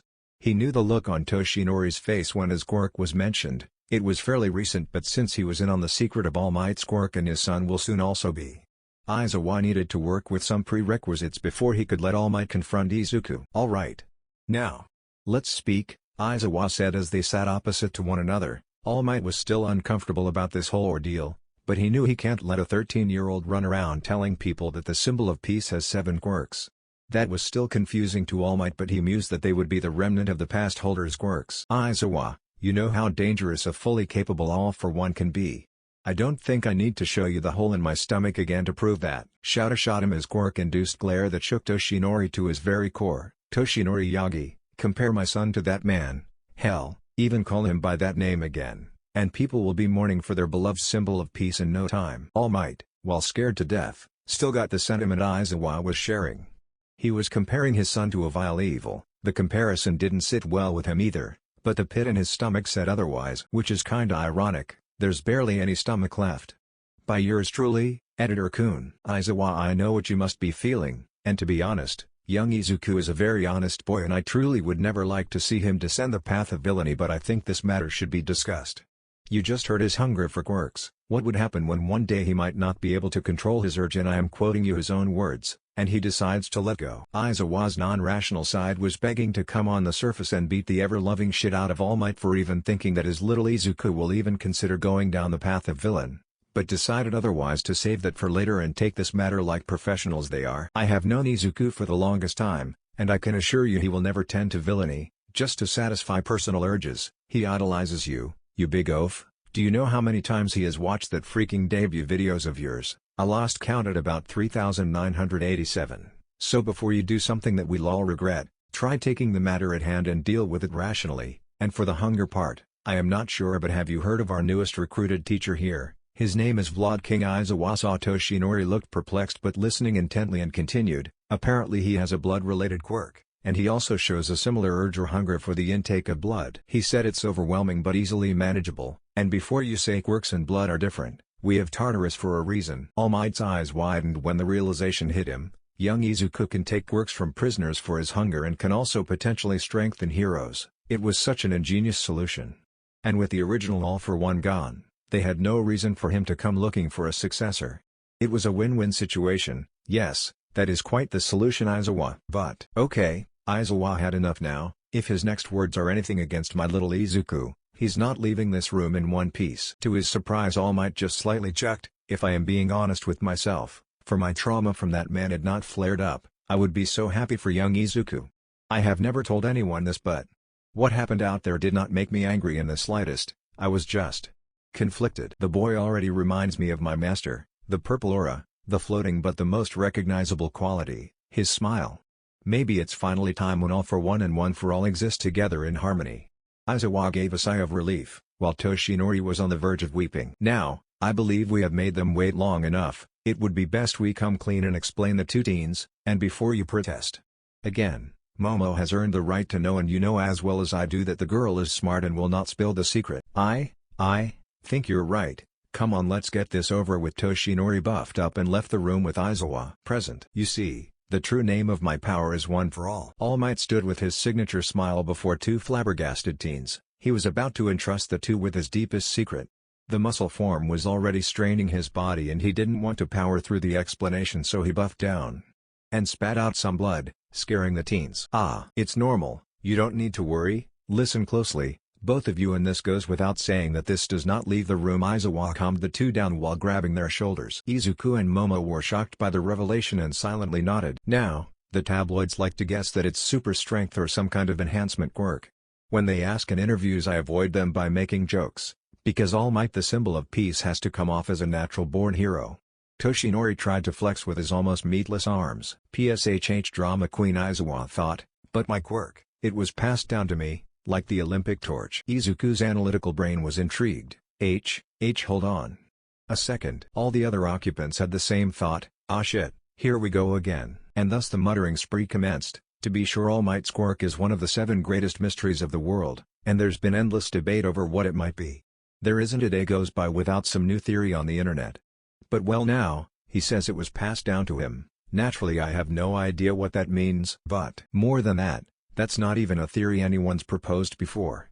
And that's because we still know so little about what quirks really are in the first place. I mean, we use the term quirks to begin with because each power or characteristic is so very particular to a single person. The idea of passing down one's quirk doesn't make any sense to me, unless you're talking about heritage. I mean, mutter. Wow, he's really taking the whole transferring quirk thing. Well, and that's to say one his quirk can do the same thing, if not even more. Needsu took a sip of his tea, comprehending all the muttering little Izuku was throwing around. Aizawa once thought before his son had some brain damage, he should probably do something, but Melissa beat him to it. Izuku, snap out of it and let him explain.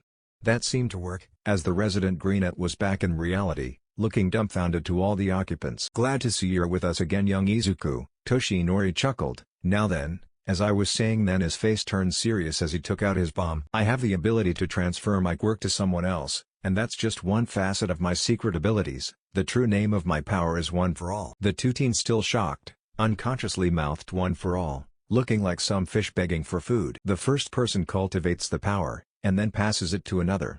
The next refines it and hands it off to another person. In this way, those crying out to be saved and those with brave and true hearts link to form a crystalline network of power. Momo took in every word Toshinori was saying and noticed that Melissa seemed to be already aware of this information. She put two and two together. And now you are planning to give to Melissa. Smart as always, young Momo, and since you two are her best friends, we decided to entrust you with this information as well. Toshinori coughed, and for your earlier question, young Izuku, as of now, Melissa is indeed quirkless. She first have to mold her body into a proper vessel first, and the part where you said I have 7 strings, it might be the remnants or the previous wielder's quirks. In fact, I am the 8th user of this ancient power. Izuku was somehow satisfied with the information that was being dropped on him, but he noticed that when All Might told them about Melissa's quirklessness, her mood dropped and that didn't sit well with him. That's so cool, Melissa. You are gonna have All Might's power with you, you're gonna level cities. We'll all be the strongest heroes together. Yay, Melissa, you have both of us on your side. We'll be there if you need anything. Now cheer up. All the adults in the room were so proud and didn't regret their decision in the slightest. While Melissa was happily tearing up, she shot herself at the two and hugged them with all her might. The secret of One for All was out. The teens seemed to be taking it too well. Then the door flew open, revealing a horrified recovery girl. She came silently and presented Nizu with some files. Oh, this is worrying indeed. Listen everyone, here I have young Izuku's test results and I would like Chio to explain them herself. Recovery girl still looked pale, but nodded and began. I have performed various tests, and it seems that All for One has seemed to be causing more damage to his body. Wait, my quirk's name is All for One? Hey Melissa, it's so cool. It seems my quirk and your soon-to-be quirk are kind of related. Melissa just blushed and gave him a warm smile. Yes, and let me finish, Izuku. Now, there are some things that can leave you stumped, but bear with me. It seems that Izuku's second quirk is indeed All for One. He can take and give quirks.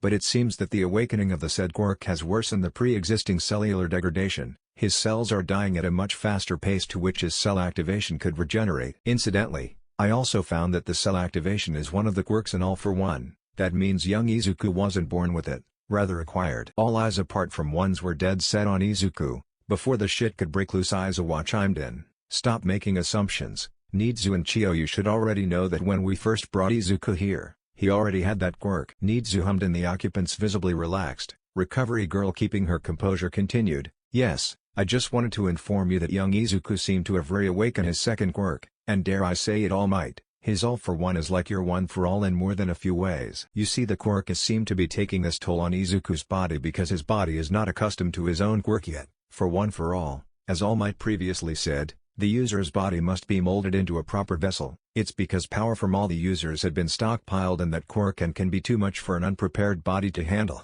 In this case, however, Izuku seems to have already something stored in All for One, perhaps more quirks. We can't do deeper into that research as the previously mentioned biological firewall is still preventing it. The quirk is acting like it's too much for his brain to process right now. As in case of One for All, the bones of the body detonate for an unprepared body. It seems for All for One, its targets are the cells.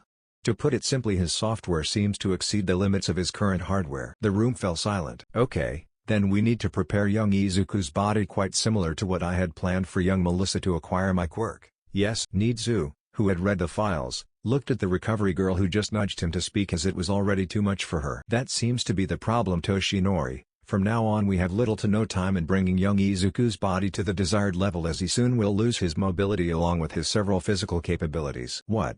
They all shouted in unison. Let me finish. Recovery girl found that young Izuku's first quirk, which we deem to be weather manipulation, is fused with another quirk, whose function is still unknown. But we do know its drawback seems to be causing young Izuku to lose his overall mobility. At this rate, Izuku will not be able to run at all by the time he's 15. He might be able to walk but not at a significant pace. Izuku's heart dropped. How could he become a hero if he lost his physical capabilities? His world was crumbling. He felt cold, like the tiny ray of hope was slipping through his hand. But if Izuku has All for One, can't he transfer that quirk and be done with it? Aizawa asked as he put a comforting hand on Izuku's shoulder. Nizu's expression fell. No, I believe not. Since his first quirk is not a part of All for One, I don't believe he could transfer that. Izuku was almost on the verge of weeping, but he couldn't give up yet. He won't. He had promised his mother he'd be the greatest hero, and God knows Izuku always keeps his promises. He kissed his ruby locket and stood up. "When can we start, All Might?" All Might beamed with pride and buffed up. "The sooner the better, young Izuku." Momo was happy that her friend was still motivated for his goal, but she thought this should be addressed. "Excuse me, but what are we going to do about Izuku's hunger for quirks?" "Ah yes, tell me, young Izuku, can you control this urge of yours?" Nizu perked up. "I couldn't back then, but now that I know it's there, it seems manageable.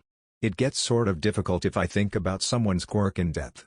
Like when All Might was explaining his quirk, a part of me wanted to take it, but I was able to keep it under control." Aizawa and Toshinori nodded at each other and the former spoke up. "That's good. As for actually helping you with obtaining quirks, it's actually quite simple. We're going to have you take the quirks of criminals, death row inmates, or those with life sentences. In this way you are both helping society by removing the quirks of dangerous people who should not have such powers, while also providing you for your own. However, we'll only take one for now and see how your body reacts to it." Izuku was excited that he'll get to help the society before he even gets into a hero school, and for the part where he'll get to keep more quirks. "Quirks, I say." "Yes, that is the rational way of moving forward, Aizawa. Let me make a few calls and we can schedule the meeting later today. I'll give you a couple of options to choose from and let young Izuku decide." Nizu beamed as he called the chief of police for his assistance. It seemed things were starting to look up for Izuku. It was 2 o'clock in the afternoon. After a couple of hours of the meeting, Momo bid them farewell and went home as her parents received a call from the school and were starting to get worried.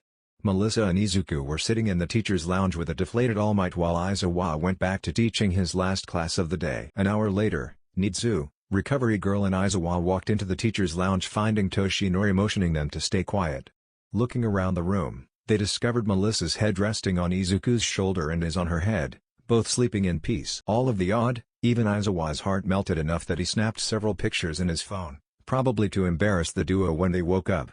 None of them wanted to wake them up, but this was necessary and they were already behind the schedule. Aizawa tapped Izuku's shoulder a couple of times until he was awake and started blushing furiously at the position he was in. He tried to move out of Melissa's grasp, but caught the same reaction from her in the process. "Ahem, now that you two lovebirds are awake, Nizu scheduled the meeting and we gotta get going to Tartarus." Both teens gasped, ignoring the first part entirely because of the fact that they were going to the highest security prison in all of Japan. Then all the previous events came rushing back and things started to make sense. "Yes, we are already late for the meeting, so you should get there as soon as possible. And before you ask, young Izuku, there are 3 quirks that you can choose from, but pick wisely as you won't be getting more anytime soon. I won't be disclosing them now, as Tsukuchi might be able to explain their usage and origin in much better detail." Taking their cue, Izuku, Aizawa, Melissa and Toshinori set course for Tartarus in All Might's beat-up station wagon. After like the 5th security check and the constant questioning of why a pair of 13-year-olds were with heroes in such a place,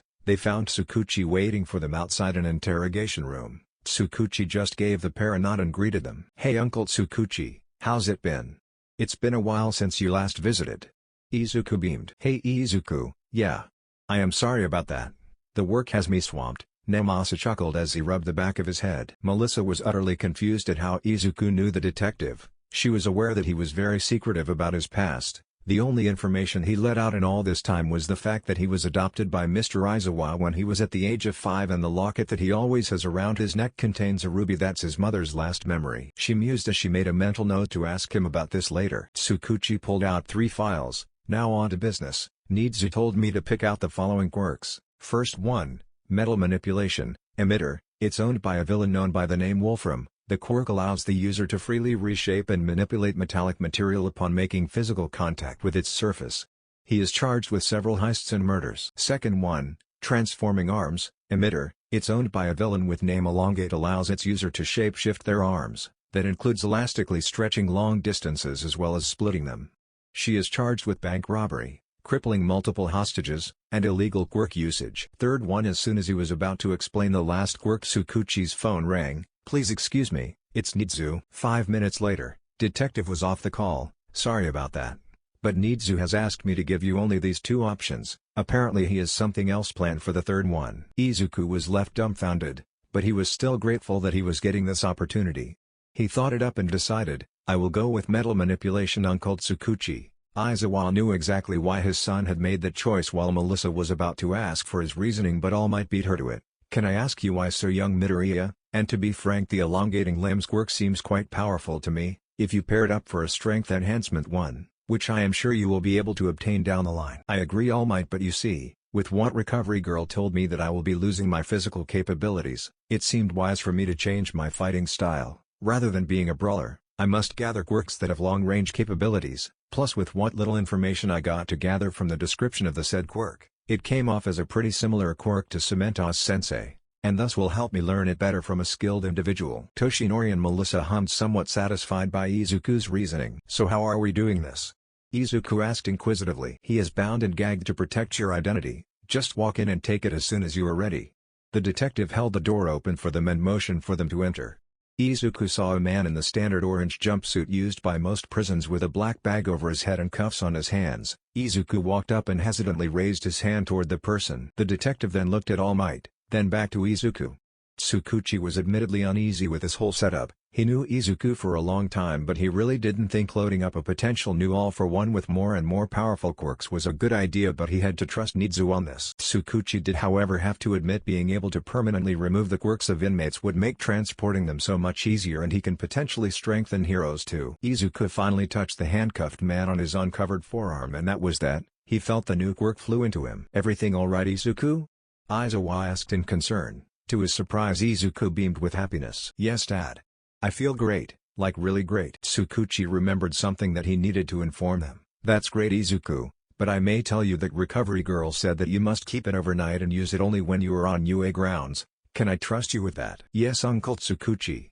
He saluted as everyone chuckled at his antics. Soon everyone made their way home, happy that today was a productive day and also quite tired. The next day Izuku was ecstatic about finding out all about his new quirk. He and Aizawa drove to UA, finding All Might and Melissa being already there. They all greeted one another and Izuku was taken in for some more testing by Recovery Girl. An hour of testing later, they were in a similar situation. Recovery Girl had the same worried expression on her face while Nizu was going through the files. She began, I have some good news and some bad news. The latter is that the quirk Izuku acquired yesterday seemed to be well settled in his body, but when he uses that quirk, the cell deterioration worsens, so as of now, he would have to get rid of that quirk. But on the flip side, it's confirmed that if he trains his body in the little time that he has left with his mobility, he will be able to handle the backlash of his quirk by the time he enters UA. Izuku found that his happiness was short-lived. The quirk he got just yesterday, which he had just used twice, had to be let go. Then he had an idea. That's alright, Recovery Girl, I do have my own quirk, and if I can't have this quirk, can I give it to Dad? Aizawa and Melissa were astonished, while the other occupants, especially All Might, were confused as to why the boy wasn't sad about the fact that he was losing his precious quirk. The real all-for-one would never do such a thing. Young Izuku is really different. Toshinori mused. But why me, Izuku? Didn't you say that Cementos's quirk is quite similar to this? Wouldn't he be able to make better use of it? You are not entirely wrong, but I kind of tested him yesterday afternoon and it turns out I can tell if a person can handle an extra quirk or quirks or not. Seeing the confused faces, he continued, when I connect my palm with another person's skin, I can sense this emptiness, and depending on the space a string can take, I can tell if the said person can handle that quirk or not. And when I tested Cementos-sensei, he couldn't, but there is another reason too. A while ago when Melissa and Momo visited us, your capture cloth caught Momo's attention, and she found that it's a metal alloy, so I think this quirk will suit you well. Aizawa's eyes widened. He gave him a warm smile and ruffled his hair. Just know this, Izuku. I am grateful that you are willing to lend me this, and when you are ready feel free to take it from me. Izuku stuck out his hand as Aizawa shook it. He sensed the string leaving his body and entering Shoutas. Wonderful, Izuku. I want you to know I am very proud of you, and since we are cut short on time, I would like to discuss with Aizawa and Toshinori about your plans involving the training of Izuku and Melissa. Melissa and Izuku both looked at each other and nodded. Excuse me, Nizu-san, but can we please include Momo in our training too? I mean, she might not have to bulk up like us, but we both need to learn close combat techniques, and who is better at it than Eraserhead? Melissa pleaded. It's fine, after all she is in on both of your secrets. Incidentally, if I had failed to mention, but both All for One and One for All must remain secret for your safety as well as your loved ones. Both of the teens nodded in understanding. Toshinori buffed up and pulled out 2 sheets and presented them to Izuku and Melissa. I have rediscovered a place that goes by Dagoba Municipal Beach. It used to be a beautiful place back in my day, but it's been a total mess now. You two will clean the entire coastline of the beach. It will be your first task towards being a hero. Here, I had taken the liberty of forming an aim to pass American Dream Plan. Both of your schedules are made with your respective body in mind, so that your progress wouldn't be swift but manageable. Izuku and Melissa were going through the plan when Melissa understood the reason behind this task. Okay, so this whole beach cleaning thing would be like a hardcore gym workout. Nice. Aizawa chimed in. Yes Melissa, and for your earlier request, on the beach I'll be teaching you and Momo some close combat fighting techniques and ways to improve your agility. Nizu summed up. So it all boils down to this: Izuku and Melissa would be training their bodies with All Might, then Melissa and Momo will be training with Aizawa to learn close combat fighting techniques. And as for me, you and young Yaoyorozu are allowed to come to UA and train your quirks alongside Izuku. Yes. Both teens shouted in unison. Now, get rest for the rest of the day, you'll not be getting much in the foreseeable future. Aizawa grinned, as he exited the room, while Izuku and Melissa shivered. Maybe asking for Mr. Aizawa as our trainer wasn't one of my smartest decisions, Melissa thought. Izuku, Melissa and Momo stood before what could only be described as a junkyard, glancing a little further at the two silhouettes of a deflated symbol of peace and a very tired pro. The former waving his hands indicating that their presence had been acknowledged. Izuku and Melissa caught Momo up with the plans they had for their training and the developments that took place once she had gone to her home. She was surprised to hear that Izuku had to let go of his newly acquired quirk due to the toll All For One was taking on his body, but was glad that her precious friend wasn't giving in to his desires when he gave the quirk to his father without a moment of hesitation. Looking at the uncanny resemblance between All Might's and Izuku's quirks' names, she suspected there were more to the backstory than All Might led them on, but stayed quiet for the time being. She was also quite baffled when Nizu informed them that Izuku had to be taken out of the school due to the incident that had happened. If not, it could risk spilling the secret about Izuku's second quirk. Momo understood his reasoning for such action, and once discussing it over with Melissa, both of them convinced Nizu to take them out with Izuku as well. Her mother was at first against her decision, but with Nizu's approval she relented. Nizu took it upon himself to tutor the three individuals for the rest of their middle school education, which according to him was a one-week task. And now here they were ready to embark upon their journey towards becoming heroes in training. All Might buffed up and beamed at the teens. Good morning. I hope you all are excited for today. There was a slight change in plans, rather than an extension. I thought the trash on this beach would have been enough to bring young Melissa's as well as young Izuku's body to the desired level, but it seems I have been wrong. Incidentally, I happen to have these 3 gym passes. He presented them with shiny cards with their names on it. While our main goal is to clear this beach in 6 months, you 3 will continue to work on your bodies using this gymnasium. Aizawa was already half regretting this. It was way too early to be this cheery. Still, he pushed past those feelings and confronted the teens. Alright, now, to begin with, Momo and Melissa, we will work on your endurance and agility for the first couple of weeks. Melissa, don't think just because you are doing both that I'll be going easy on you. As heroes you'll have to push past your limits. Now, as for you Izuku, since we can't just have you push trash all day, you'll be going to UA regularly to work on your quirk. Find more useful ways to use your quirk. It's versatility that provides you with more than you need at the moment, so think smart. And to all of you, he formed with the biggest shit-eating grin, just hope you survive. And so they began their training. It was downright brutal, especially for Melissa, who was cleaning the beach as well, training with Aizawa-sensei. One day when Izuku was cleaning alone with Toshinori to supervise him while Melissa and Momo were being tortured by Eraserhead, the deflated All Might had a couple of things on his mind, a bit troubling, so he decided to ask them head-on. Young Izuku, can I ask you a couple of questions? It's something that's been bugging me right from the start. Oh sure, go ahead All Might-sensei. All Might basically cooed at that title. Melissa told me that you don't like to talk about your past, but if it's not much trouble, can you tell me a little bit about your parents and their quirks? Izuku looked saddened and small tears were forming themselves in his eyes. All Might backpedaled. Oh dear, it's alright young Izuku, you don't have to tell me, I am sorry. No. You shared your deepest secret with me, it's the least I can do. Toshinori knew if Aizawa found out he was the cause of this stuttering he might not return home today, but the kid was pushing himself, so he encouraged him to continue. My father used to work abroad. I don't remember where and what he does, but he died in a car accident here in Japan when I was 2 years old. I have no memory of him, just a couple of pictures, and the things Mom used to tell me about him. His Q quirk was fire breath, which is pretty self-explanatory. He took a deep breath and prepared himself for the next part. Izuku was weeping. Toshinori put a comforting hand on his shoulder and hummed. My mother, her quirk was attraction, a weak telekinetic quirk. She could attract small objects to her hands. Used to be a lawyer, but gave up her practice when I was born. She was the sweetest person. I may have little memories of her, but I cherish every single one of them. And 8 years back when my quirk came in, Izuku continued between sobbing, I killed Acher. Toshinori had heard about this incident from Aizawa, and deeply regretted his decision about asking such details from him. It still intrigued him as to how the kid ended up with All for One. I am sorry young Izuku, but Aizawa told me about the incident and to be honest it seemed like an accident. He took a pause as Izuku didn't seem to acknowledge that statement. I know it could never make up for what you have been through, but I have a favor to ask of you. I'm going to tell you something that should not reach Melissa. Not until she's ready. Izuku kept his composure intently focused and nodded. It's related to your quirk. You see, at the dawn of quirks, there was utter chaos. The government was busy making laws with quirks in mind and people were succumbing to anarchy, using their quirks as they wanted.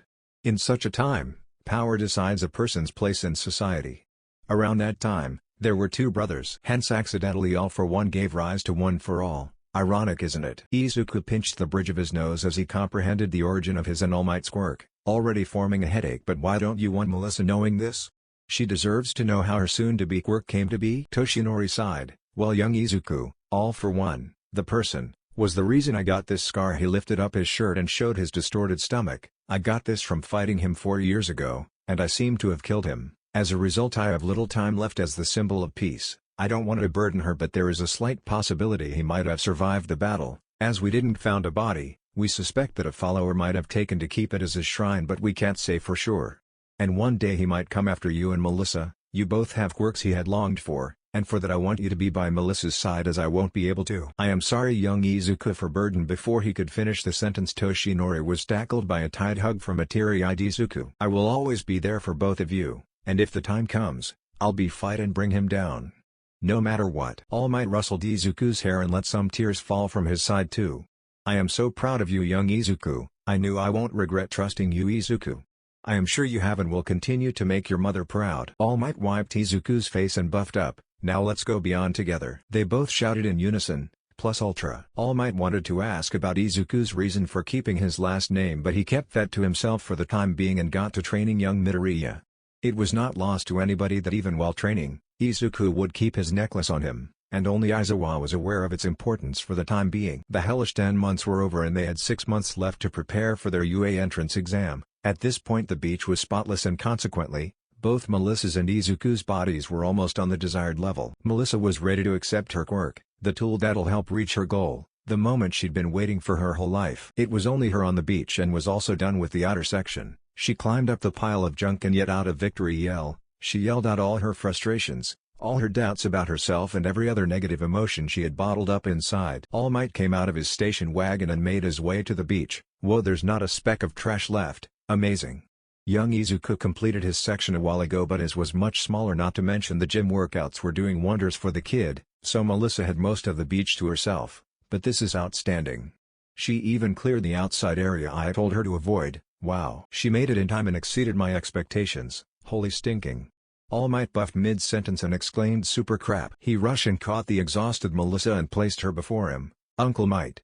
We did it, I did it. Melissa skipped and tried to keep her balance. She took a minute to look at herself. She looked stunning. All the baby fat was gone. Just pure toned muscle. She felt great. All Might beamed with pride. Excellent work young Melissa. The path forward is ever so slightly clearer.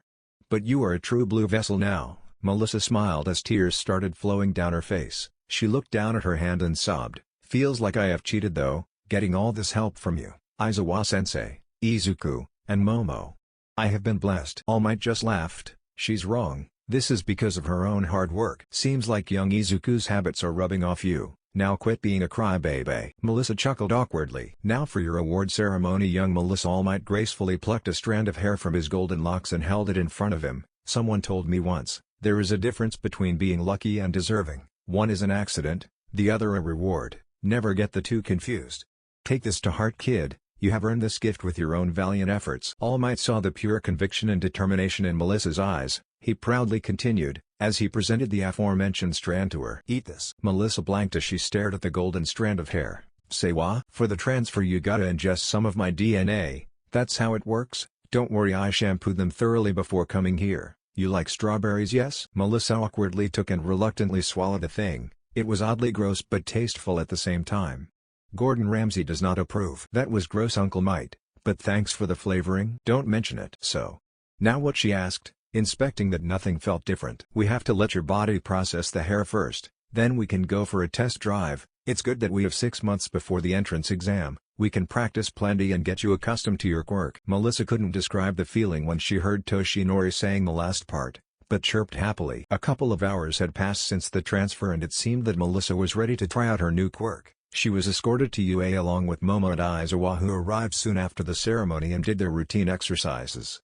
Toshinori was already at UA discussing his upcoming tenure at the institution and Izuku was on his weekly testing with Recovery Girl. All of them except Izuku arrived at the field and began their first test drive with Melissa's new quirk. Aizawa and Momo were watching from a distance and a buffed-up Toshinori was helping Melissa activate One for All. "Alright young Melissa, you have to prepare yourself before using this quirk, so I want you to clench your butt cheeks and yell out smash." In the nurse's office, Recovery Girl sighed. "My idiot senses are tingling." Melissa nodded and obeyed All Might's advice and imagined how he used this quirk. She clenched her fist and felt the unfamiliar power rushing through her arm glue with red veins forming all over. Soon it was too much pressure to bear and she yelled out smash, swinging a full power punch towards the empty field. Utter destruction. Izuku came out of the building to see the total demolition of his beloved field he had grown with and the person who had done it. Melissa was limping on All Might with a purple broken, scratch that, destroyed arm, and descended into unconsciousness due to the severity of the pain. In a couple of minutes she was in RG's office and Izuku was glaring at the deflated Toshinori. "How?" Melissa was firing her first punch with her quirk and the power seemed to be too much for her body, Momo informed,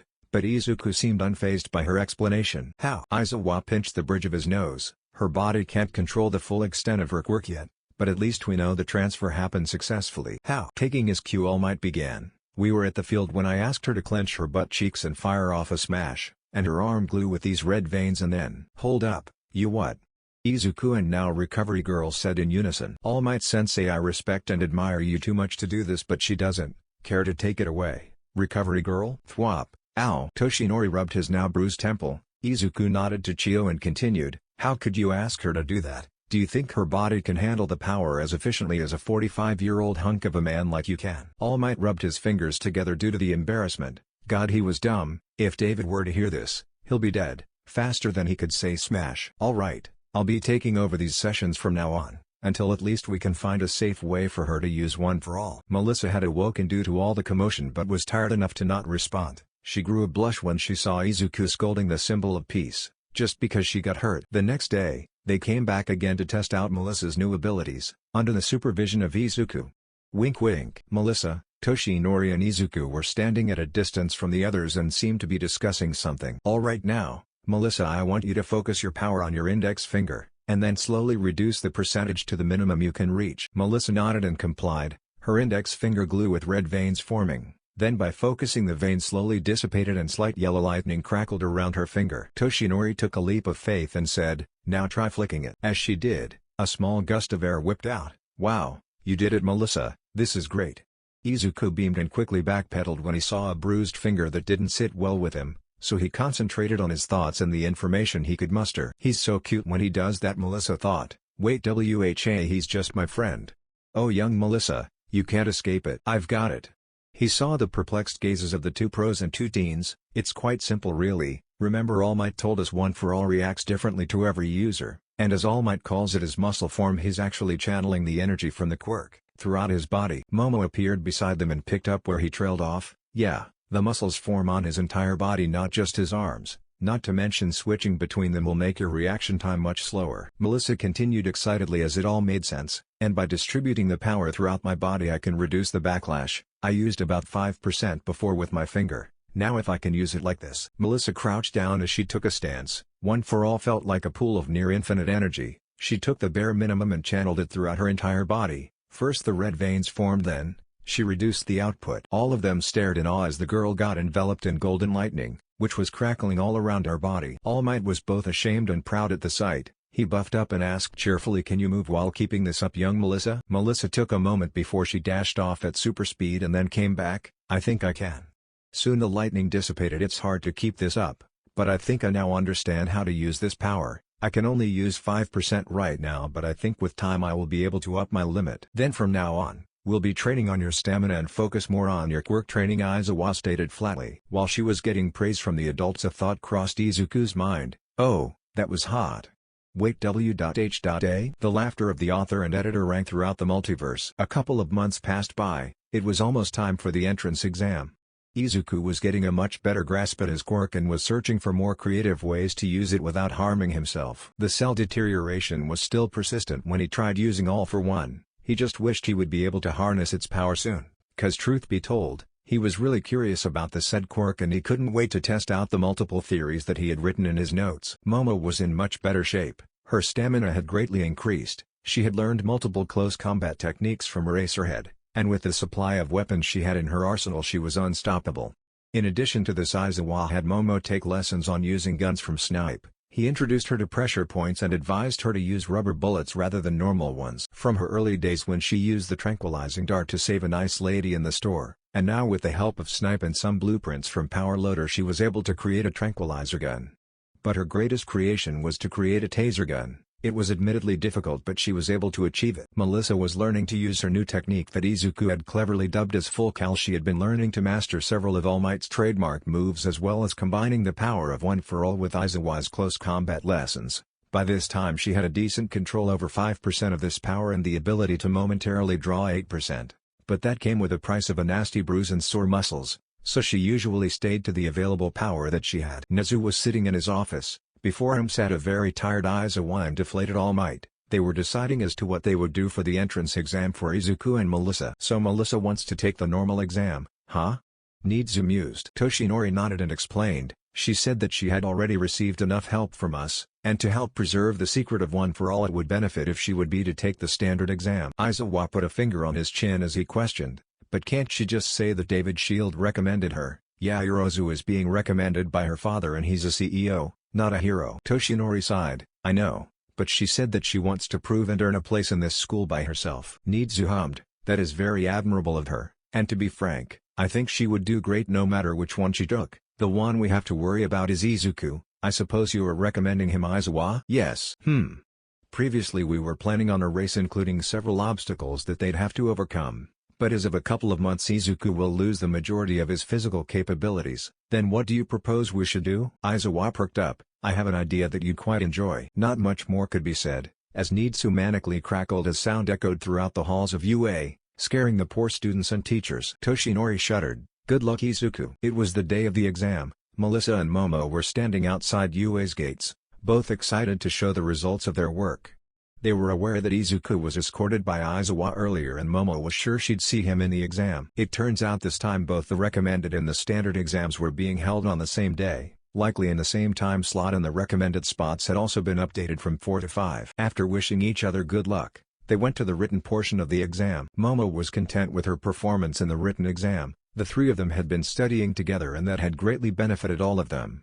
She hoped the exam went the same for others as well. She reached the orientation hall along with her peers. She was perplexed as she didn't find Izuku among them, but she mused as Aizawa-sensei would have already informed him of the exam, or he'd be getting his final green light from Recovery Girl, which was the reason he came UA much earlier. This year's announcer was Mr. Aizawa. First she thought it would be a means to demotivate the students, but it could also very well be to address much more experienced students than the common masses. Everyone settled in their respective seats as Aizawa's done with his shit voice flared. Good morning. To get straight to the point, he motioned at the big screen which showed a sort of map. As you can see here, you are going to have a sort of obstacle race. There are checkpoints for each of you that you must accomplish in order to pass. We won't be disclosing any of the obstacles with you at the moment, but if your files are anything to go by, you all are more than capable of passing, or not, I don't care. He sighed as he continued, this year we have 5 spots, and in the event of failure you are not permitted to take the regular exam. Try your luck next year. The standard examinees are also being debriefed as we speak. I wish you all the best of luck. Now go beyond, plus ultra. The students were about to shout, but then or whatever, now move along and don't waste my time. The examinees stared in shock as the hobo of a man exited the hall. They were questioning their choice of school, while some were praying that they don't get him as their homeroom teacher. 10 minutes later, Momo and her fellow candidates changed into more athletic gear. They stood at their designated places on the massive field looking at their competition. She couldn't see any obstacle in her field of vision, but still got ready. I can make a bike, or should I go with the jetpack idea? Izuku suggested. Yeah, that one sounds better. I have eaten plenty so it shouldn't be a problem, she thought as she did some stretches. From the corner of her eye she saw Midnight appear on a large podium and fired a shot with a pistol as the speakers announced, "Start." Momo pressed the button on her jetpack and bolted that sparkled in existence. immediately taking the lead. 20 minutes earlier, in the opposite part of UA, Melissa had completed her written test and was sure to get a perfect score. She hoped the same for the other two as she made her way down to the announcement hall. She took note of her peers as they slowly filed in. Some of them had more noticeable quirks while most looked plain-looking. She focused at the stage as the voice hero. Present Mike showed up in his stupor. "Welcome to today's live performance, everybody say hey."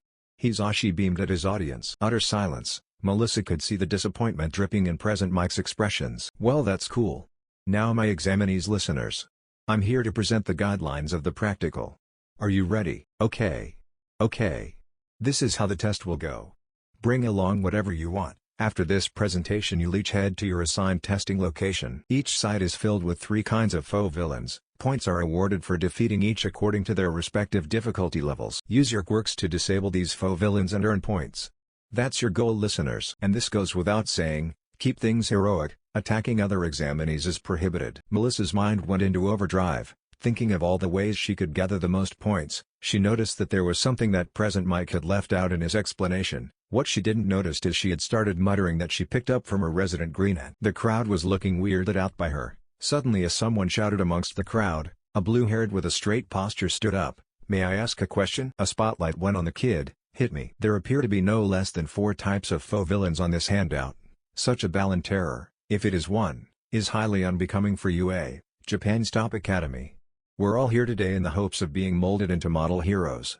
Additionally, you with the blonde hair, he shouted as he pointed at Melissa, "you've been muttering this whole time. It's distracting for all of us. If this is some sort of game to you, then please leave immediately." Melissa was a little taken aback with his bluntness. This is Izuku's fault. Might as well use his method to get out of it. She fixed her glasses and put one hand around her ear. "Huh?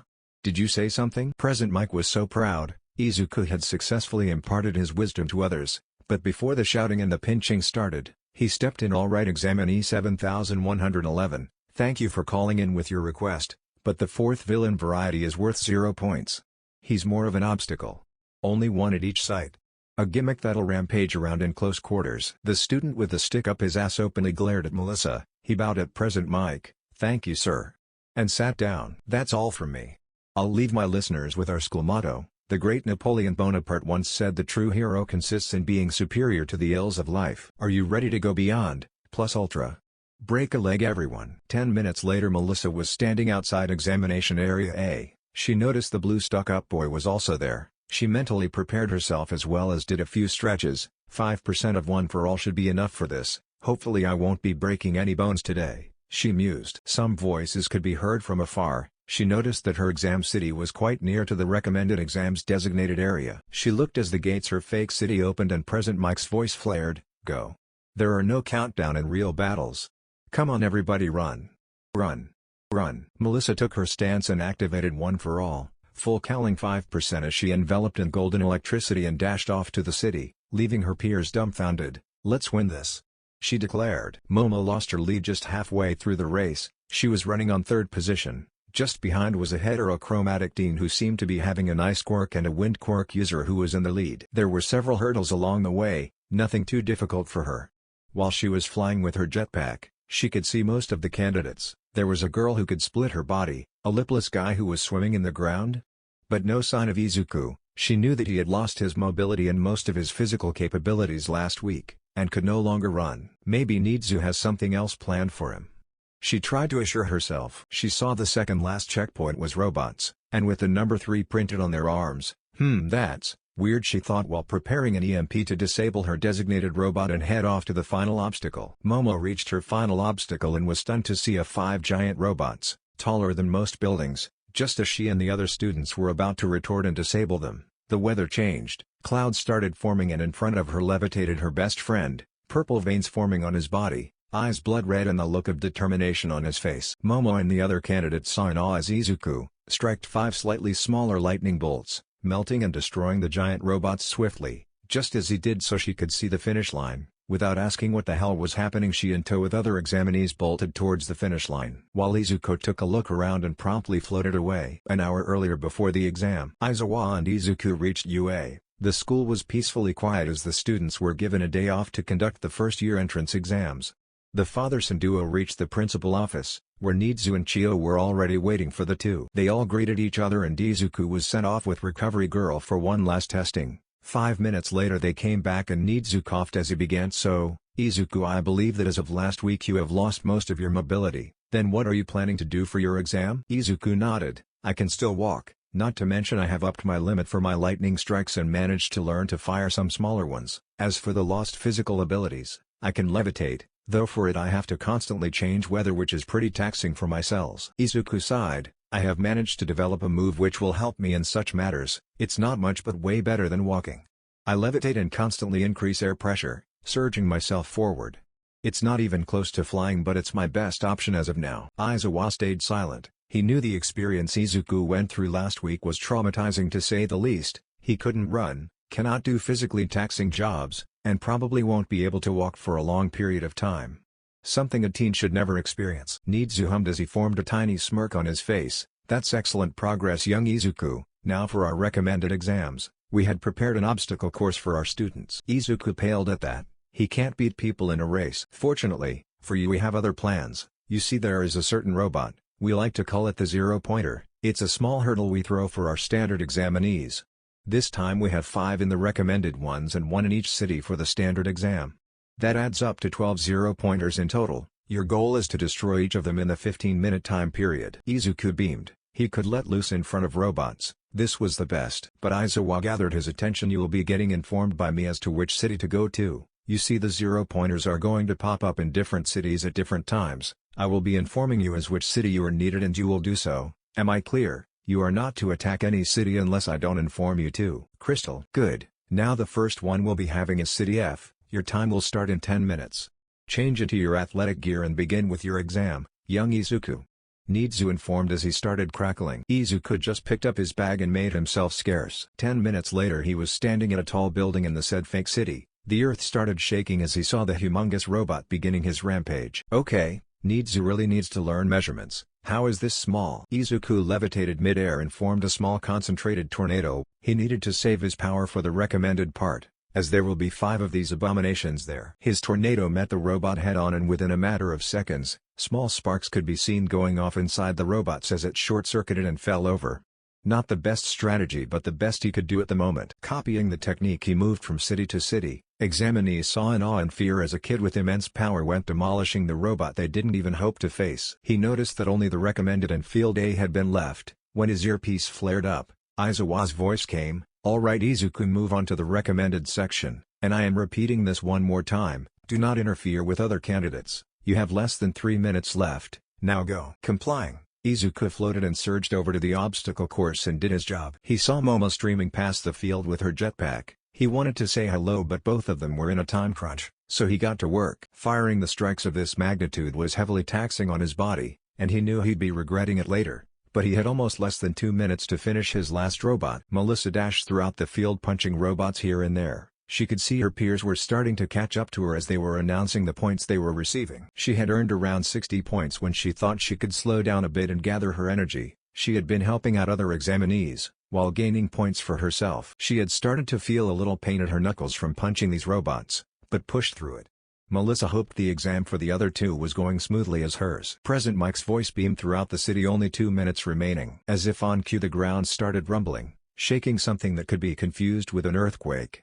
Instead a giant robot rose up from the end of the fake city and went berserk. It was taller than most buildings present and was making his way towards the examinees. She was about to turn away and get to safety when she heard a cry for help. Back in the judge's room, the teachers were sitting assessing this year's crop. Multiple videos of specific students and their files were before them. "Nemori, can you at least pretend to look at other candidates? You know Izuku had already passed."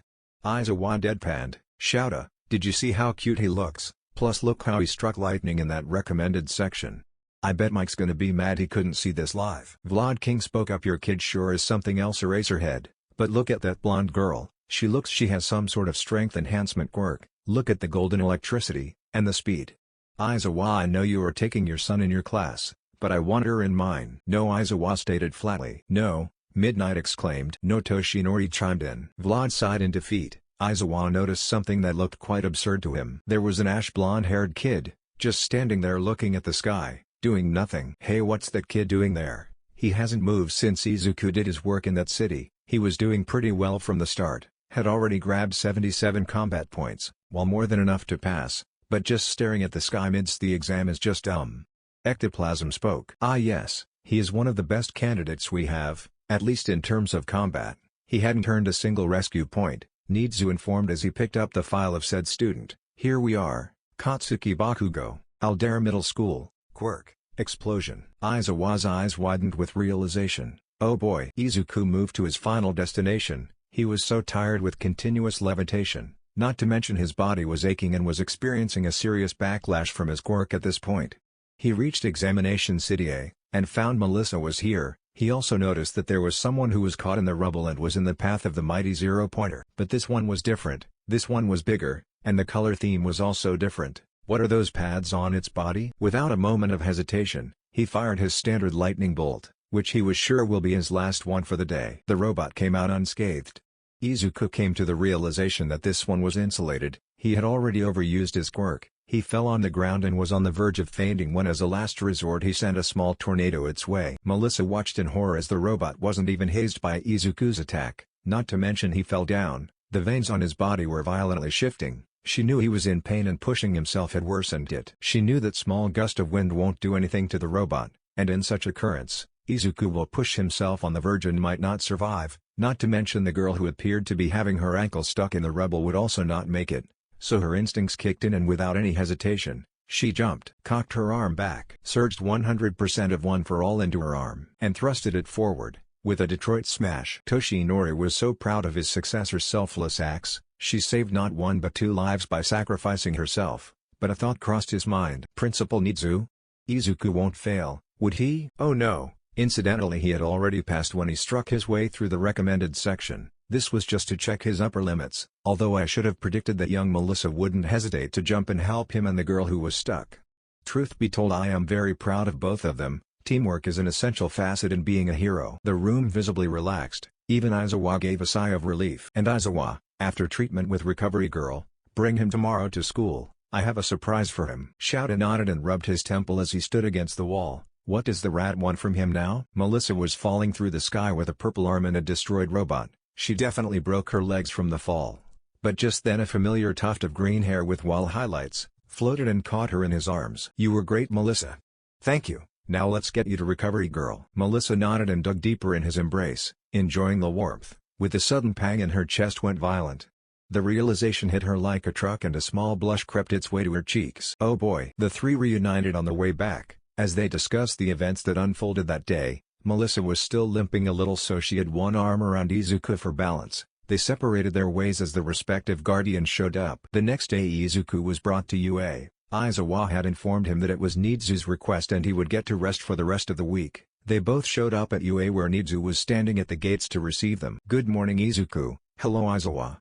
I want you to know that you exceeded my expectations yesterday Izuku. Izuku just stared dumbfounded. I hadn't even completed my goal and I am getting praised? Nizu just chuckled. Oh my. Yes, your test ended when you cleared your way through the recommended section. That last robot was from a special request from Power Loader, who wanted to check its durability against her lightning strikes. Izuku sighed in relief. So what are we doing today? Oh, I have a special surprise for you. You remember when you first picked out quirks from Tartarus, Tsukuchi gave you 2 options instead of 3. Izuku and Aizawa's eyes widened. Oh yes, I have cleared it with Recovery Girl. This one will not be that taxing on your body, not to mention with all the hard work you have put in, makes it easier now for you to use all for one. Think of it as a back-to-school present. Izuku's eyes glittered. His father had offered metal manipulation back to him, to which he promptly refused, saying that Eraserhead needs it more than him. But Nizu, why are we here? Shouldn't we be at Tartarus for such an event? Aizawa inquired. Oh yes. Normally you would be, but I have him transported here. We are already pushing Izuku to use his quirk on his rest day, so might as well make the trip for you two a little shorter. They looked as the truck had arrived with a person gagged and chained. The villain goes by the name Third Law. It's a joke regarding his quirk. Impact Recoil allows the user to reverse the impact caused by an opposing physical force, damaging the opponent instead. Though the quirk does not seem to cancel the impact completely, and by your own statement, new quirks are like new muscles, it would be pretty weak at first, but you could train it better.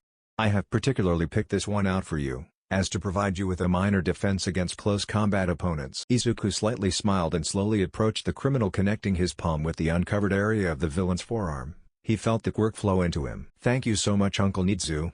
Izuku walked over to Aizawa asking to hit him. Nizu was a little stumped at the newfound title, but shrieked inwardly. A week had passed and finally the result came. The trio of them were sitting in Toshinori's apartment, where himself and David were talking on video chat, when 3 letters came. Momo decided to open her first, when a figure of Principal Nizu came from the disc projector. "Greetings Momo Yaoyorozu, it is my utmost pleasure to inform you that you have passed our recommended exams. You placed 3rd in the race, but in the event of a student giving up his place, ultimately you acquired 2nd position. You have been placed in Class 1A. Congratulations Yaoyorozu, this is your Hero Academia." Melissa tackled Momo, while Izuku calmly joined the hug and congratulated her for her accomplishment. Next was Melissa, for which Aizawa had shown up in the projection. "Good.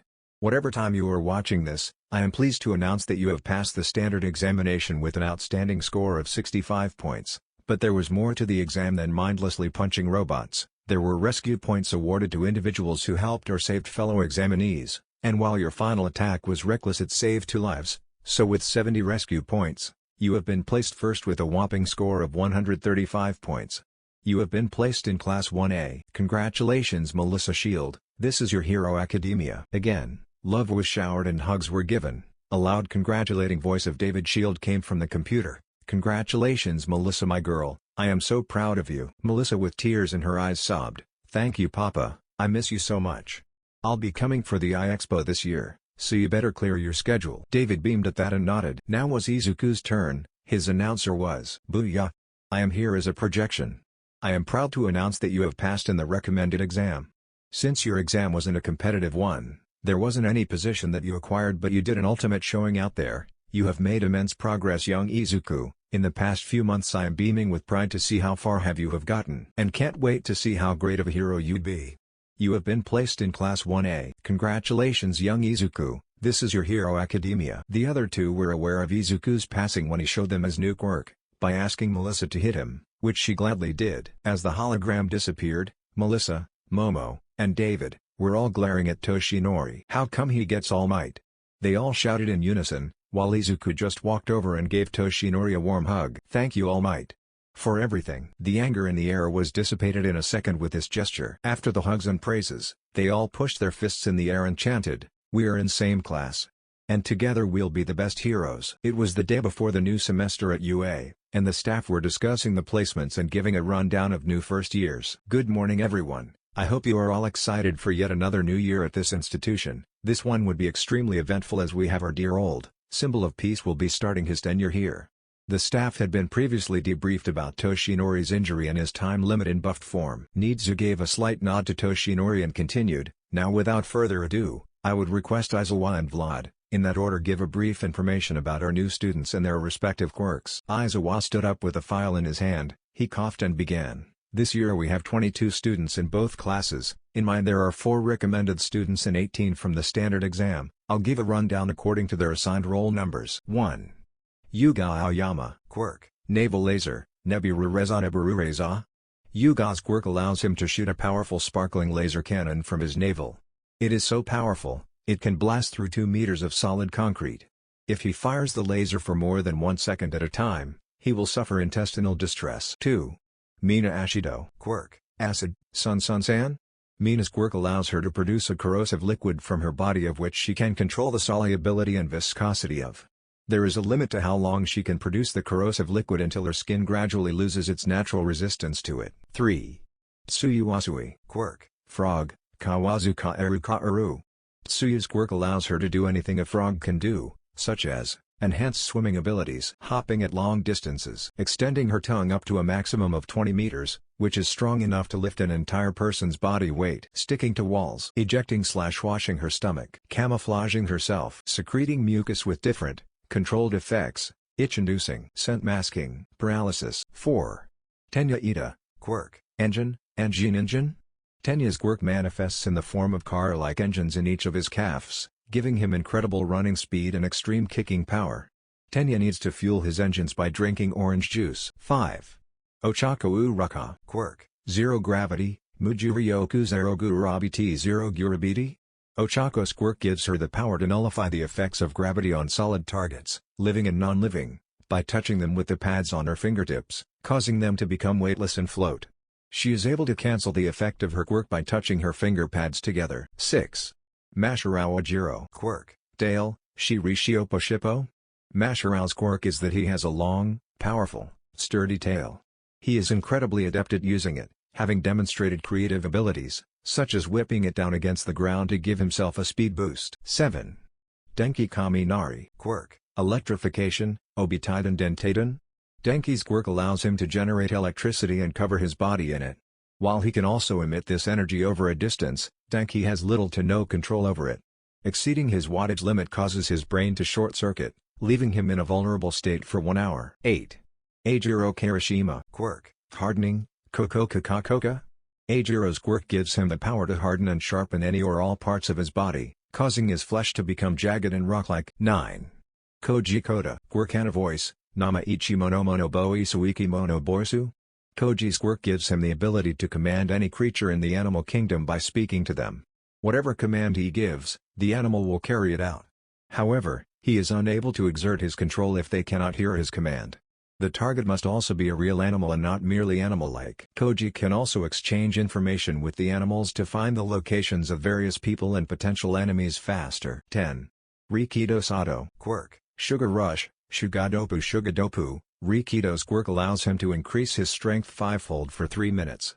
In order to activate his quirk, he needs to consume 10 grams of sugar. When converting sugar into strength, his cognitive functions gradually drop, making him very sleepy afterward. For every additional 10 grams of sugar he ingests, he extends the time of increased strength by another 3 minutes. 11. Mezzo Shoji quirk, Dupli Arms, Fuku Seiyude Wan Fuku Saiwan. Lit. Replication Arm. Mezzo's quirk is that he has a set of tentacles alongside his arms. He can transform the tips of these tentacles to replicate other parts of his body, mouth, ears, eyes. The duplicated body parts are more efficient than the originals. As a result, Mezzo is able to hear better, see through more angles at a time, and they grant him much higher degrees of strength. 12. Kyokujiro quirk, Earphone Jack, Iahonjaku Ianjaku. Kyoka's quirk is that she has a pair of headphone jacks hanging from her earlobes. When the jacks are plugged into something, Kyoka can channel the sound of her heartbeat into it in the form of a violent vibration attack. She can stretch her earlobe several meters. This quirk also allows her to hear minuscule sounds and vibrations from her surroundings. 13. Handasero quirk, Tape, Tepatipu. Handa's quirk is that he has tape dispenser-like organs in his elbows, from which he can shoot long cellophane tape-like strips. He can also retract them. They appear to be somewhat sturdier than regular tape. Overuse of his quirk will cause his skin to dry out. 14. Fumikage Tokoyami quirk, Dark Shadow, Kokue Daku Shadow. Fumikage's quirk allows him to manifest a sentient shadow monster from his body that he can materialize and contract freely. Dark Shadow's energy is limited and can be drained by bright light. When it runs out of energy, Dark Shadow retracts back into Fumikage's body. 15. Shoto Todoroki quirk, Half Cold Half Hot, Hanwen, Rei Hanwan Nen and Han Rei Hanan. Shoto's quirk gives him the ability to generate eyes from the right side of his body, and fire from his left side. 16. Toru Hagakure quirk, Invisibility, Totomeme Kakato Mika. Toru's quirk is that her body is completely invisible. 17. Katsuki Bakugo quirk, Explosion, Baku Baku Hoa Bakua. Katsuki's quirk allows him to secrete nitroglycerin-like sweat from the palms of his hands and ignite it on command, allowing him to create strong explosions. 12. The more Katsuki sweats, the stronger his explosions become. 13. If Katsuki overuses this power, his forearms will start to ache. 18. Hitoshi Shinso quirk, Brainwashing, Arisin no Seno. Hitoshi's quirk allows him to put someone in a state where the victim is forced to obey whatever he commands. He can only activate this power when his target verbally responds to him. Brainwashing needs to be intentionally activated and will not take effect if Hitoshi doesn't want it to. 19. Kashiko Skigai quirk, Chart. Kashiko's quirk allows her to create a holographic map of the surrounding area. This allows her to locate and monitor others. 10. Izuku Midoriya quirk, Registered, Weather Manipulation, Chichizoshi Yomi Saoso Sakusaki Shososa. Izuku's quirk allows him to manipulate the weather in various ways. He had shown he is capable of creating large storm clouds, summon lightning bolts, and even create giant tornadoes. This quirk also allows him to manipulate wind and grants him flight, levitation. The storms created from this quirk is strong enough to severely damage an entire island. Despite its incredible power, weather manipulation puts an enormous strain on the user's body, causing cellular degeneration as well as immense pain that is capable of putting him out of commission. The quirk also has a slight healing factor that helps the user survive the near-fatal cell deterioration. Another drawback of the said quirk is major loss of mobility and physical taxing capabilities. 21. Melissa Shield Quirk, Registered, Power, Pawa Pawa. Melissa's quirk allows her body to contain and unleash enormous physical power. She can use this to enhance the strength of isolated appendages or her whole body. 22. Momo Yayorozu Quirk, Creation, Hajime Sotsukurizo Sozo.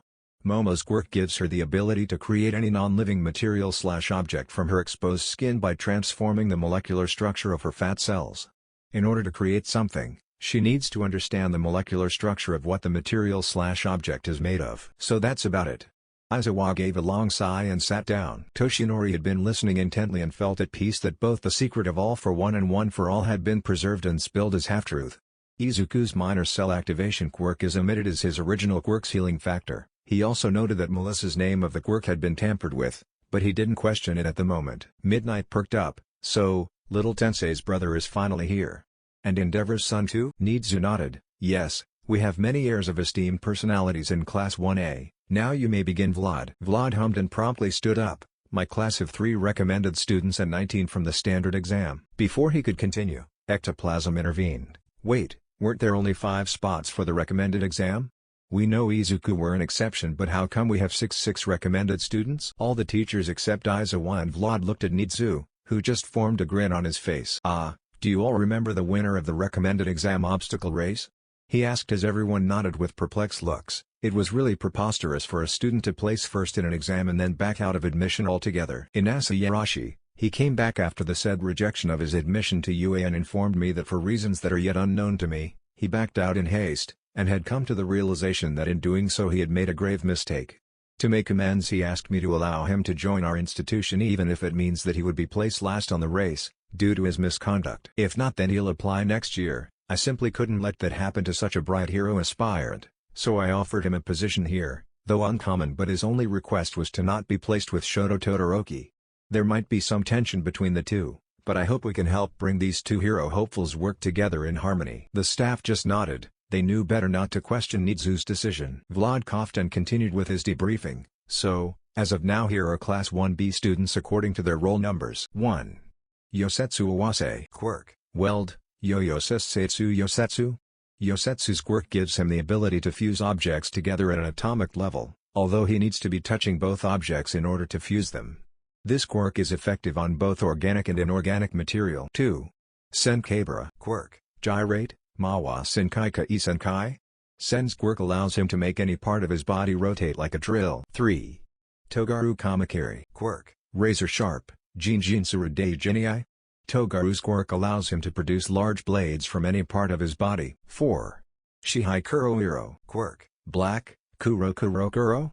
6. Shihai's quirk allows him to merge his body into anything that is dark in color, whether naturally dark or dark via external circumstances, such as shadows. 5. Itsuka Kendo Quirk, Big Fist, Daitaiken Kentaiken. Itsuka's quirk grants her the ability to enlarge both of her hands to a gigantic size. With the increased size comes enhanced striking power and gripping capabilities. 6. Yui Kodai Quirk, Size, Saizu Saizu.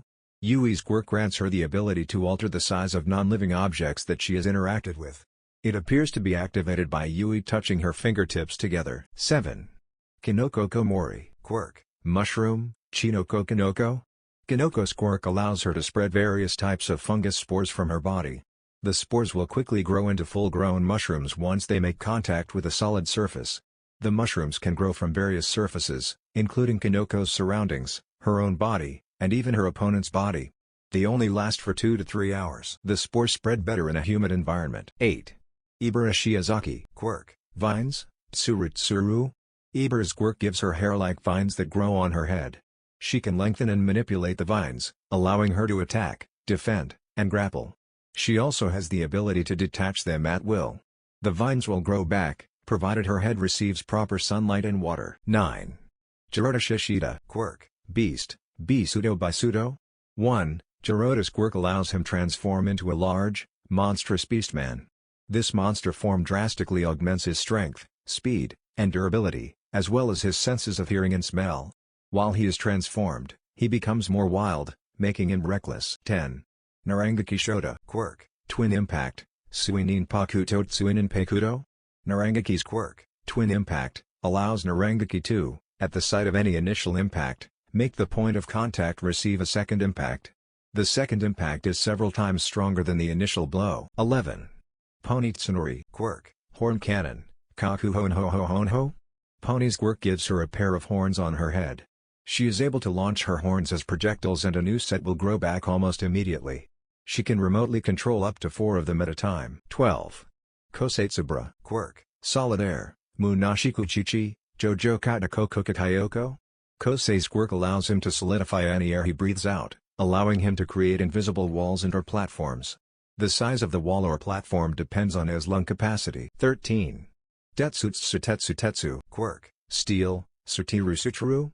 Tetsu's quirk allows him to turn his body into steel. 14.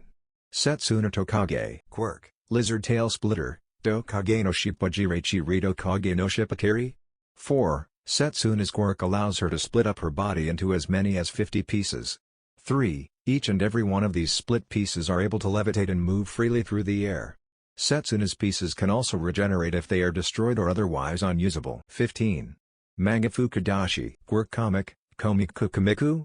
Manga's quirk allows him to materialize words in midair by speaking them.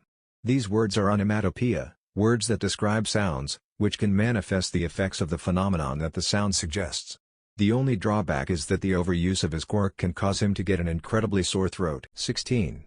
Juzo Honanuki, Quirk, Softening, Jujuka Kajuka. Juzo's quirk allows him to soften any non-living thing he touches. For example, he can soften the ground to make it similar to quicksand, hindering movements and mobility. If Juzo makes contact again, he can undo the effect. He is also capable of swimming through softened material. 17. Kojiro Bando, Quirk, Semidine, Semidine. 1. Kojiro's quirk allows him to spray large amounts of a fast-drying glue-like liquid from the 7 holes on his face. The liquid is sticky and can be used to trap people and attach things to each other. It is stated that he can control the speed at which his adhesive dries. 18. Nato Quirk, Kopi. Nato's quirk allows him to duplicate and use another person's quirk after coming into physical contact with the user. He is currently able to hold 2 quirks at a time and can maintain any copied powers for 5 minutes. This limit can be increased. After the time limit runs out, he loses the copied quirk until he once again touches the original, gains full access to the quirk he has copied and can use it however he likes. However, he cannot simultaneously use multiple quirks, only one at a time. 19. Romero Fujimi, Quirk Zombie Virus, Zonbiwirusu Zonbiwirusu? Romero's quirk allows him to release a pink gas from his body. Anyone who breathes it in will take on the appearance and mental capacity of a zombie. The people transformed into zombies gain zombie-like strength and endurance. Anyone bitten by one of these zombies will also be transformed into a zombie. Romero is not immune to the transformative power of his gas. Currently the zombies stay in such a state for about 5 minutes. 20. Reiko Yanagi, Quirk, Poltergeist, Porutagaisuto Portagesuto? 1. Reiko's quirk allows her to telekinetically control nearby objects. The weight limit of her quirk is roughly the weight of the average human. 21. Hiryurin, Quirk, Scales, Uroku? Hiryu's quirk allows him to sprout strong, durable reptilian scales from his skin. These scales protect him like armor. He can also shoot these scales with considerable strength and speed. 22. Inasa Urashi, Quirk, Whirlwind, Mawasain Fupu Senpu?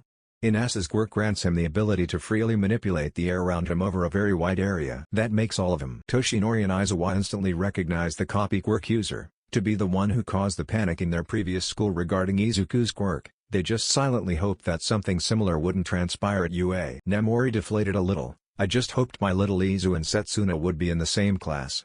Oh well. Nizu's eyes did catch a specific quirk among Vlad's explanation, that zombie virus quirk is very troublesome. Looks like you have your work cut out for yourself, Vlad. Though I will advise you to wear a gas mask while Quirk training. Vlad grunted as he sat down. So that's our list of first years. If I remember correctly, Izuku and Skigai had already moved in the dorms, Aizawa hummed, and other students will be joining them as of tomorrow. We hope as always this year too we can make these hero hopefuls stay here enjoyable and educational. All the best everyone. You all are dismissed. Everybody nodded, and one by one filed out the rooms and went to prepare for the new students' arrival. Melissa Shield had packed up her stuff, and was on her way to UA dormitories. She reached the Heights Alliance and made her way to the common room. She was one of the first people to arrive, and noticing the floor plan she was a little sad to find out that Izuku was on 5th floor while she was on the 4th, but she found solace in the fact that at least Momo's room was right next to her. She paced over her room to find that all of her stuff had previously been shifted and the movers had arranged them to the best of their ability. Melissa placed down her handbag and took a look around her room. She had provided UA a blueprint for the way she wanted it. The walls were light teal in color, with minor aesthetics, 2 large cabinets for books, a small workshop for her hobbies of tech development, and a neatly placed transparent box full of prescription glasses and lenses. It seemed that all the rooms had their own closets, balconies and attached bathrooms. She locked her room, and made her way to the 5th floor. She found it weird that there were only 2 rooms there, one named Homeroom Teacher and the other Izuku Midoriya. She knew Izuku had moved a few days earlier than the rest, due to his father moving here full-time, and the fact that Recovery Girl wanted to study all for one in depth before the year started. Apparently, it was Izuku's decision if he wanted to inform his classmates about the said quirk, though the students will be required to keep it a secret as part of their contract with UA, but he decided against it for the time being. Something with that the students will have to earn his trust and respect in order for him to do so. It had been a week since she had been alerted of having certain feelings toward the resident Greenette. She wasn't sure of what they meant, but she hadn't mustered up the courage to act on them. She had never felt like that before, and she made a note in her head to speak with Momo about this. She knocked on his door, but as the door was unlocked it flew open due to the force, revealing a petite girl with a round face and pale hair, tinted a periwinkle blue, that reaches down to her shoulders, curving outwards at the ends. The mysterious girl whipped her head and formed a slight smirk on her face. She wore a pair of triangular glasses with thick dark frames. "Oh, greetings. Myself Kashiko Skigai, it's a pleasure to meet you."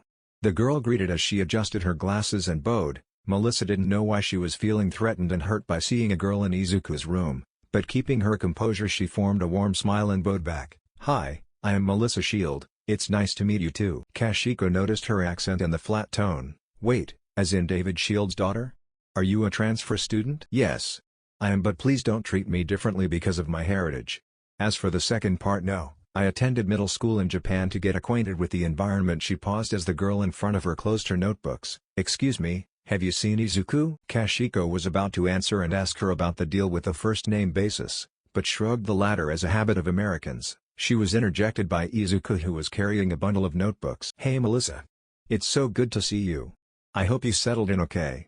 I am sure you have been acquainted with Skigai. She was the first one here, after me of course, and guess what? She has a hobby of analyzing quirks too. We were comparing our notes just now."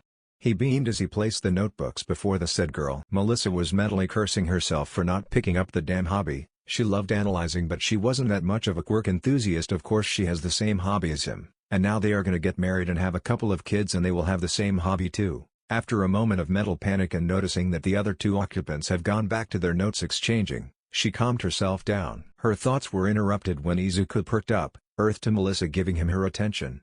Izuku continued, "Oh, good to have you back with us. Has Momo settled in? Last when I saw her she was contacting her butlers to take her bed away as the piece of furniture took most of her room." Melissa sighed. "I actually don't know. I just came right here, though she did inform me when she first reached here. I figured she'd be with you." Izuku chuckled as Kashiko grabbed his attention. Izuku?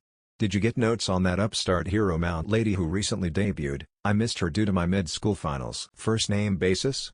She had lived long enough in Japan to get what that might mean. Izuku gave a million-volt smile and showed her his volume 19. "Here she is." It's actually quite ironic she fought a villain that had a similar quirk to her, not to mention she stole the credit of Kamu. Melissa sighed in defeat. Seems like both of them really hit it off. Better go find Momo. She bid them goodbyes and made her way to Momo's room. Momo had just received her new smaller bed and had finally finished with her room, when a deflated Melissa entered her room. "Hey Melissa. What's up?" Melissa sat at the corner of her bed and sighed. "Just don't know what to feel about the girl up in Izuku's room. It seems he had already expanded his friend's circle, huh? Someone's jealous, she mused as she said. Yeah, she actually moved roughly on the same day as Izuku. He told me that they were introduced by Nizu, on account of both being huge Quirk enthusiasts. Melissa felt even worse after that. The two seemed to be living with each other in the dorms alone, and that thought agitated her more. Well, let's forget about that for now. If I remember correctly, there is a dorm meeting in a couple of hours. Wanna go sightseeing for the time being? Melissa just nodded and went exploring UA, in the hope of lifting her spirits up. 3 hours later, the students of Class 1A had all settled and were currently seated in the common room. Izuku and Kashiko were the last ones to arrive. Izuku took a look around the room and was dumbfounded as all of them were staring at him. When a voice was heard, "It's him." Even Melissa and Momo were weirded out with sheer silence and the staring their best friend was receiving. Having enough of this, Izuku decided to speak up. "Hello everyone, remember me?" He lightly chuckled. A pink-colored girl stood up with a huge grin on her face. "You're the weather guy." "That's a great title, but I go by Izuku Midoriya. It's a pleasure to meet all of you. As classmates I hope we can get along." The silence faded as everyone greeted one another, while an ash-blonde boy watched in horror and a faint word exited his throat. Deku? Izuku heard that pathetic nickname he received all those years ago, and saw the guy who said those words. See, could it be? Before the two could interact, a yellow caterpillar of a sleeping bag rolled in. "Ah, floating set of clothes?" shouted. Izuku had seen Aizawa's way of entrance. He used the same set of tricks every year, shocking, testing, expelling. While Izuku was familiar with his antics, the rest of them were not. So when a hobo of a man exited out of the bag, some took a defensive stance, while others were too shocked to move. "It took you 8 seconds to shut up. That's not gonna work here." He neatly placed his bag on a nearby table and with a tired expression, spoke up. "Hi, I am Shouta Aizawa, your homeroom teacher." The students were barely able to comprehend that when he swished out a couple of gym uniforms from his bag. "Now, put these on and head outside. Izuku, bring them to your field," he said as he exited the dorms. "Okay everyone, meet me here in 5 minutes sharp. If you don't, we won't wait for you, and I mean it when I say you wouldn't want that." Exactly on time, all the students changed in their respective gym clothes and Izuku and Kashiko brought the students to the field in an orderly fashion. Aizawa stood on the field patiently waiting for the students when he noticed a slight ruffling through some bushes nearby. A moment later 2 golden bangs could be seen. At least be subtle with favoritism, shouldn't he be giving his speech at the orientation? Aizawa sighed, as if on cue. Inanimate murmurs were heard at a distance where Midnight and Mike were trying their best to hide behind a wall. "Oh god, those idiots have classes, don't they? Hell, Namori is the homeroom teacher of 1C. A couple of minutes later Izuku with Kashiko arrived with 1A and Do. They came earlier than I expected. I guess Rat's decision of making Izuku class rep and that Skigai girl vice rep wasn't half bad. You're late. Aizawa pinched the bridge of his nose, while taking out his phone. We are doing a Quirk apprehension test. What about entrance ceremonies or guidance sessions? A girl with a perpetual blush on her cheeks asked in a low tone. It's irrational to waste time on that stuff if you want to become heroes. UA is known for its freestyle educational system. That mean I get to run my class as I see fit. Softball throw, standing long jump, 50-meter dash, endurance running, grip strength, side-to-side stepping, upper body training, seated toe touch. You did all these in middle school, yes? Your standard no Quirk allowed gym tests. This country still insists on prohibiting quirks when calculating the averages of those records. It's not rational. The Department of Education is just procrastinating. He released a deep sigh. Izuku, how far could you throw in middle school? Izuku felt a little weird answering, because the man in front of him was the one who took those tests, but still answered, 78 meters sensei. Aizawa threw the ball over to Izuku. Great, now try it with your quirk. Do whatever you want, just don't leave the circle. Izuku nodded and stepped into the said circle. He was about to embark on his hero career on the same field he practiced all these years, keeping the nostalgia to himself. He did as asked. Everyone watched in awe, as the boy with white hair and green highlights started levitating midair. The clouds began to shift. Purple veins were visible on the boy's body. Suddenly he threw the ball, a fairly normal throw. Until the air pressure increased, a small tornado was formed which grew violent by the second. Some were in fear and stepped back, while others in disbelief. The ball got enveloped by the tornado and soon the gust of wind settled, with shooting the ball in the sky at unimaginable speed. The boy slowly descended back to the ground and the weather was back to normal. Bakugo was stunned. Was Deku hiding all his abilities from him? He wanted to run up to the damn nerd and blast him to hell, but got a sudden flash of the night 10 years ago, and his anger died down. He sighed and wiped a faint tear that was begging to fall from his eye. Damn it! I am Lord Explosion Murder. Katsuki Bakugo does not cry. Aizawa grew a smirk on his face. He knew that most of the following tests will be next to impossible for Izuku, but he couldn't play favorites, not like the three idiots hiding behind the bushes gawking at their nephew's performance. He showed his result to the class. Shouta knew that Izuku hadn't put his all into the test, because he needs his stamina and energy to at least complete all the tests. It's important for us to know our limits. That's the first rational step to figuring out what kind of heroes you'll be. 1,480 meters, are you kidding me? The class shouted in unison. This is awesome, using arc works as much we want to.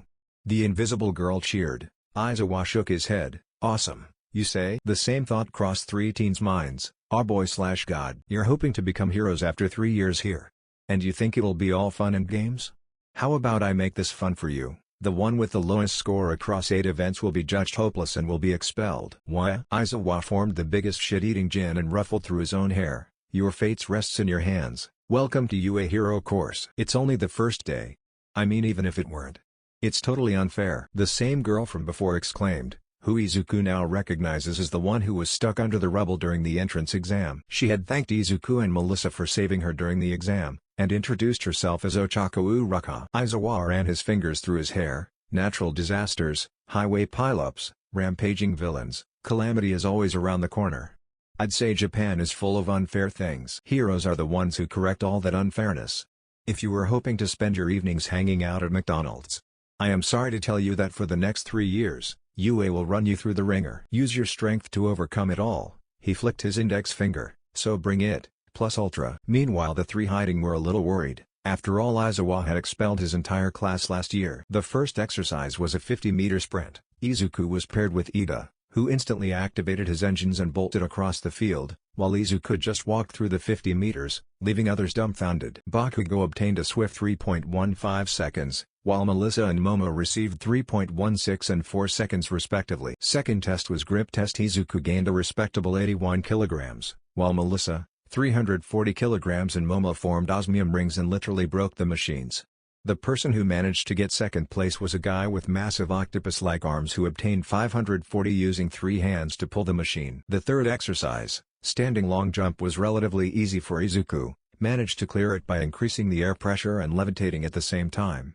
Melissa used a quick burst and jumped off, barely making through, while Momo created a jetpack and swiftly passed through. Students were commenting about the fact that Izuku didn't seem to have any agility, not to mention he looked so stiff. Some thought that the kid wasn't taking the tests seriously and depending too much on his quirk, while others were fascinated by the said quirk. When the sidesteps came, Izuku was visibly exhausted. He was just able to do 6 in 30 seconds.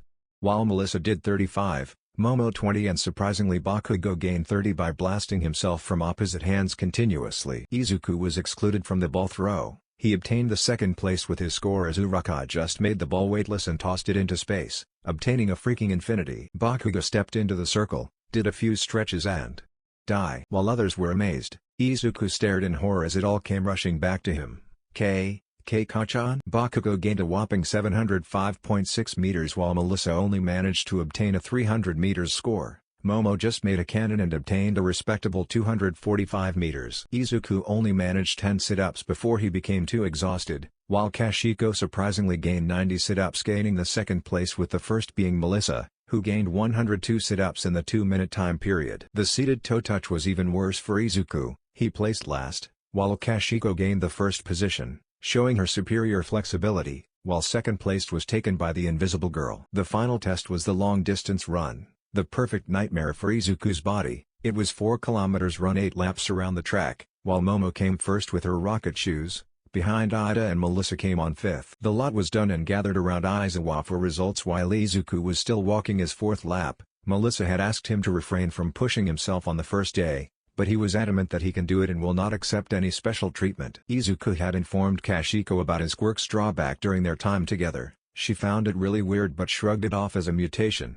What really tipped her off was that people were murmuring that he was slacking off and wasn't taking this seriously. Melissa and Momo were about to justify his reasons for being lacking in physically taxing jobs when Kashiko whispered to them, "Let them talk." Izuku wouldn't want his disability shown off like that on the very first day, no less. He did say they needed to earn his trust. Melissa and Momo just sighed and nodded. 20 minutes later, an almost faint Izuku came back to them for final results. Moments later, Aizawa pulled their results in a form of hologram. 1.